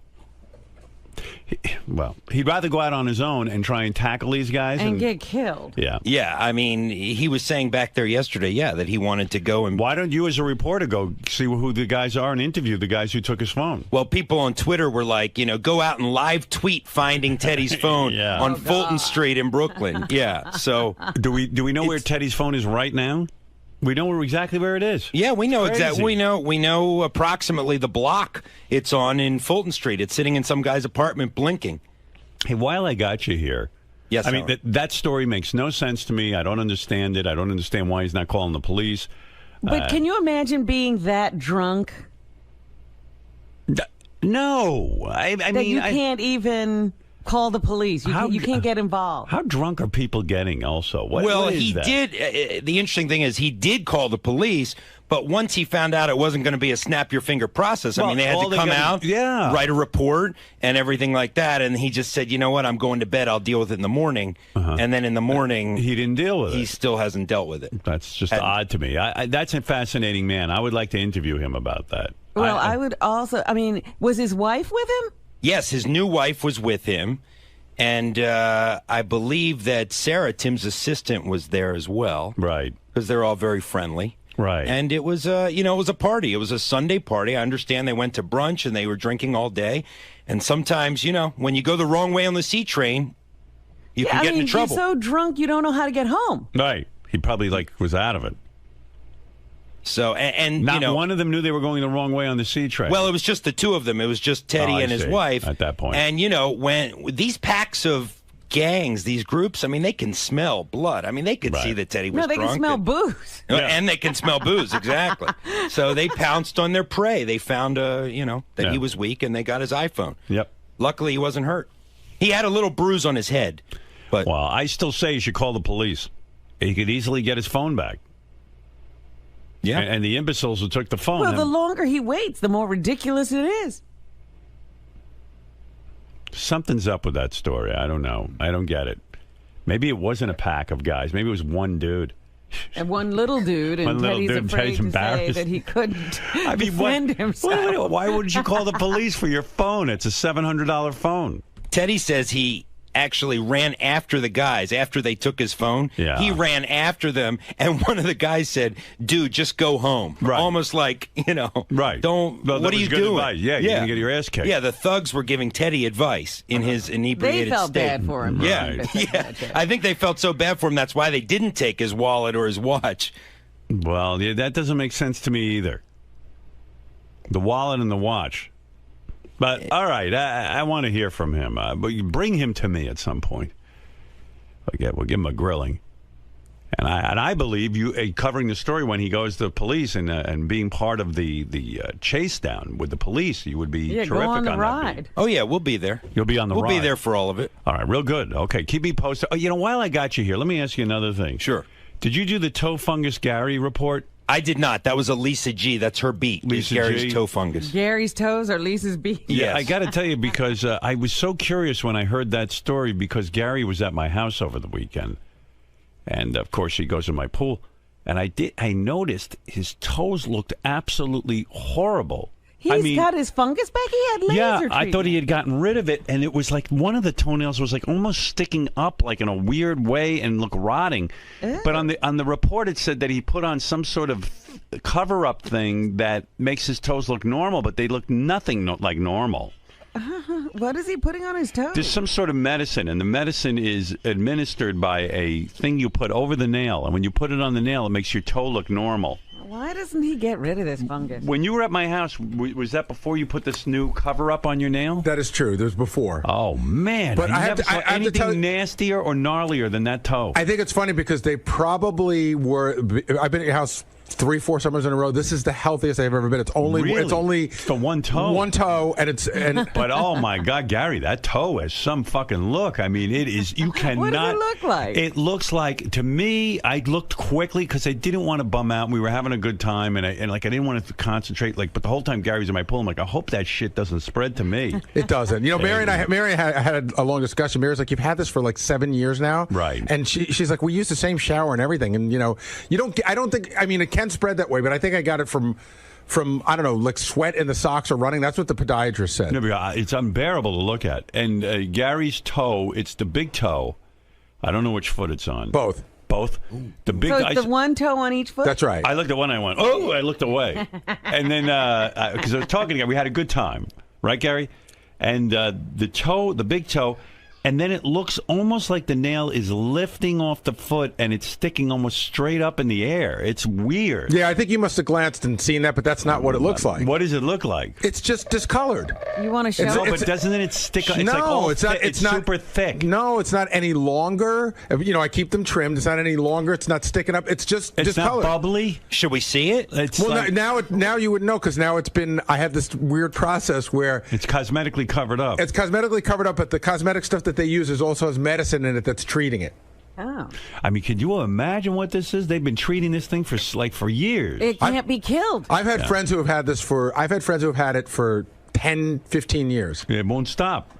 I've had the laser treatment 3 times, which got rid of everything but the one toe. But the one toe. Why is this toe so I don't know, Robin. You're a nurse. Tell me. It's a mess. You never saw anything like it.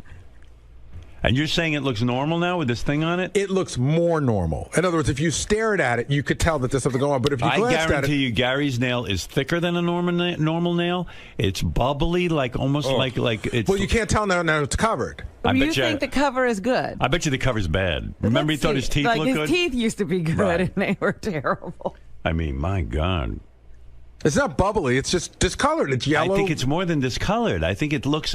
rotting. I will tell you that they were in the best shape they've ever been in. I hear that, but the one. But I'm saying you've seen them 3 years in a row and you didn't seem to notice. I understand. I noticed. Don't worry. Notice like this. But this one, this looked This looked scared you. This looked like from Mars. This isn't even the worst. This isn't even the worst case I've ever seen. Like mine are mild compared to others. First of all, the bottom of each of the toe is healthy. It's just the top part. It's like half the nail. By the way, why can I have a discussion with you about this, but Ronnie can't have a discussion about anything? I don't know. I just find Ronnie, he's such a good guy, but he's there's something in the way he grew up or something. He's immediately combative. I think he must have been picked on or something. And You know what I was thinking yesterday, too, that he doesn't understand the term defensive because every time you say, Ronnie, why are you being so defensive? He goes, I'm not defensive. I said good morning to him out there, and he grunted. Right. He grunted like a Neanderthal or something. Yeah.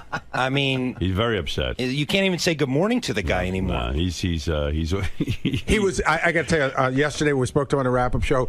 Yeah. John and I got off the wrap-up show. It was the first time where we just, John and I, we sort of recap. Right. And we were like, I think we felt sorry for him. He seemed very defeated. He's a confused guy. And he seemed very upset, and he seemed really shaken in a sad kind of way. Really? Well, he thinks everyone's out to get him, but he's paranoid.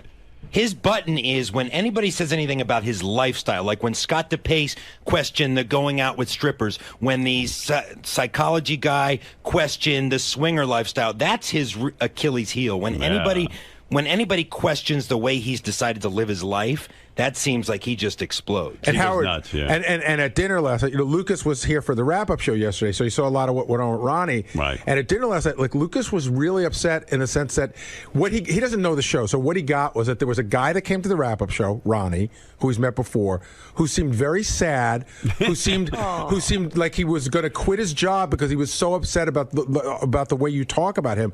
And Lucas was like, "Is Ronnie going to leave? Is he going to quit?" Because he just seemed so upset, and it was very upsetting to him. Ronnie upset Lucas. Well, not on purpose. You upset Lucas. I didn't do that. What? I don't have to say hello to you. What? What do I have? Who are you to me? I don't have to fucking say hello to you in the morning. I didn't say you have to say Yeah, hello. well, I see you out there, and I say good morning. And I said, yeah. And a well, normal I said, yeah, person how are can you? just say good morning like everybody I else didn't out grunt. there. Fucking open your ears. You did grunt. I said, yeah. You said, how are you were down tweeting. I don't You go, have to fucking talk to you. Who the fuck are you? Put your goddamn jacket on.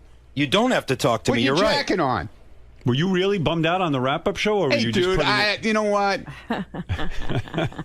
Give me a fucking break with you and being What am all I over my doing? case, you know? First of all, let me bringing explain these something. fucking douchebags in here to fucking rip my asshole apart. Do you think, You know first what? of all- I don't really care anymore. You do what you want. But can I say something, though, in my defense? Be my guest. Okay.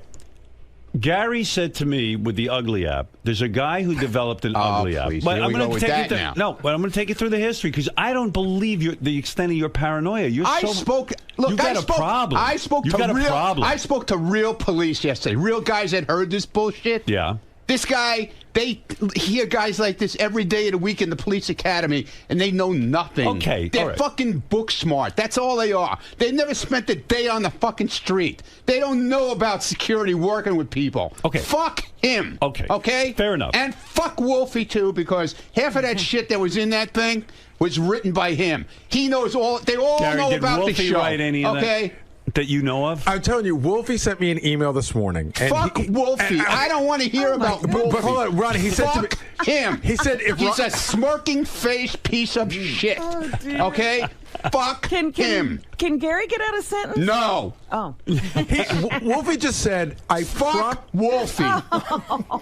No, go ahead. What did Wolfie say? I'm curious. He said, I swear to you, Oh, yeah, I met this everybody guy, swears. and he did a profile. He goes, I would, in no Profile. way, shape, or form did I write what this guy, the profiler, had to say. Look, and he I also don't said, believe- Club I don't foot, bel- him I and his don't- club foot shoes and shit. He what about a club him foot? is with I his have no idea what he's fucking talking club foot Club shoes he foot. wears. What are you talking about? That fucking guy was in here. He's a fucking douchebag. But I mean, listen. The profiler? Is that who you're talking Yeah, that's about? what I'm talking about. The profiler. But listen. The guy who listened to the show since 1985. That's how he knows about everybody here.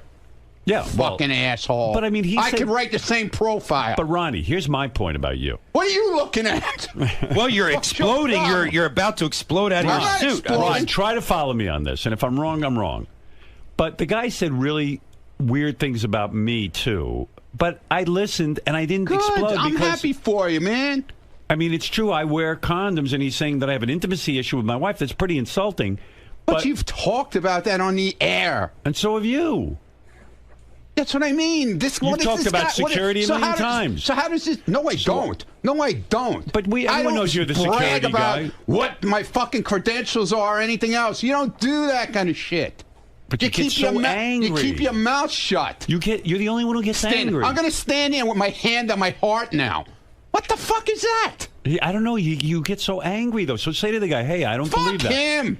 I don't have to come in and fucking patronize him. Fuck him. And I heard the wrap-up show. Do you really think that I orchestrated the Ugly app so that you would get a 0.0? I didn't say anything about the Ugly app. You said it on the yesterday. app, on the wrap-up show. You said on the wrap-up show that you thought that, not that Howard orchestrated, but that it was orchestrated against you. I said that a long time ago. So I didn't have to say it on a wrap-up show. So you think every bit is orchestrated about you? I said it back then, dude. He thinks every bit is orchestrated. Ronnie believes that every bit. Yeah, because you know it fucking riles my ass up. I had no idea that you'd get a 0.0. Whatever, dude. I don't care. How could anybody predict You know what? that? I'm going out in the hall. I'm doing my thing. Yeah, because you left can't alone. handle it. Yeah, right. I can't handle Howard, it. can I make a- You can I- I can't handle it. crazy. No, Can I make a because small these guys point? are full of shit. Somebody tweeted last night that yellow book, Security for Dummies, and Yeah, Ronnie and I retweeted it. Ronnie Man, that's my retweeted fucking it. handbook. He said, "This is my handbook. It's That's one of those right. yellow And you know Security what? for Dummies book." Can I It was finish? securities. It was for fucking. What are you getting so close it to me was for? the fucking stock market. It wasn't even real securities.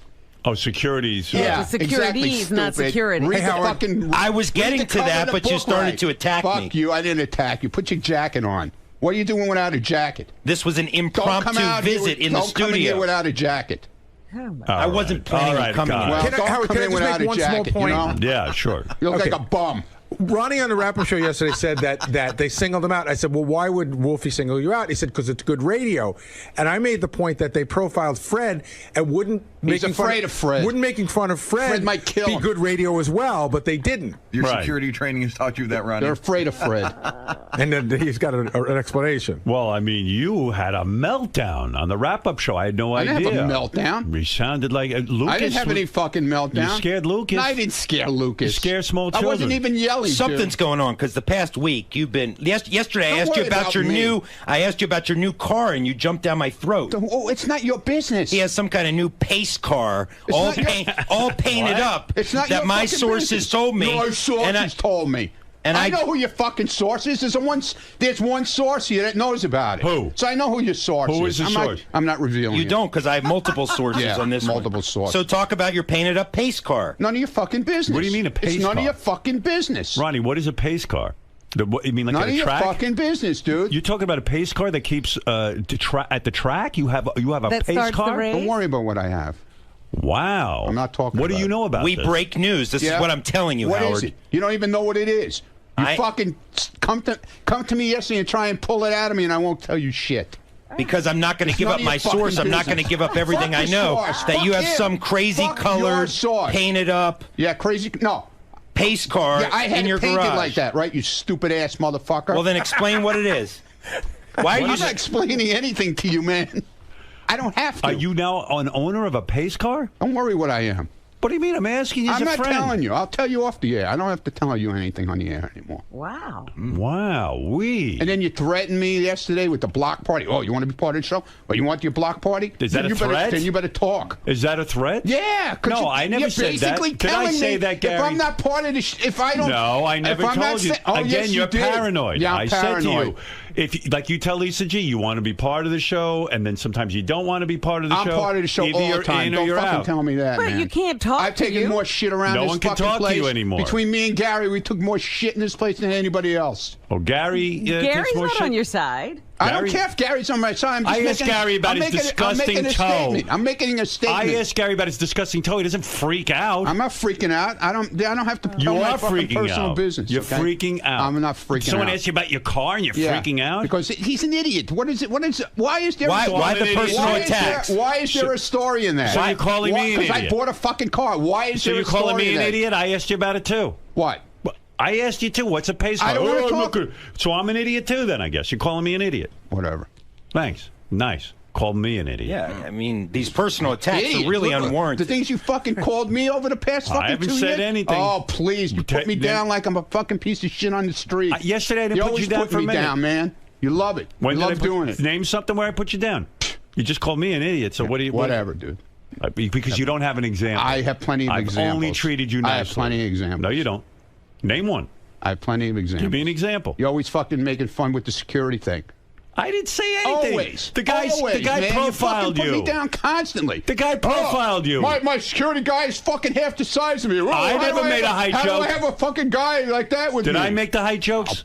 Dude, I've heard it a million times. I don't know. I don't heard make it the a height million jokes. times, dude. I mean, From everybody me. else I've heard it does. a million times All from right. you. Everyone around here does. You don't hear it from me. Yeah, okay. I'm paying you and hiring you, and you're saying And I'm you're putting making you down. and you're making fun of me too, all at the same No, time. I'm not. It makes no sense. I but never okay. made height jokes. That's why I'm here. Go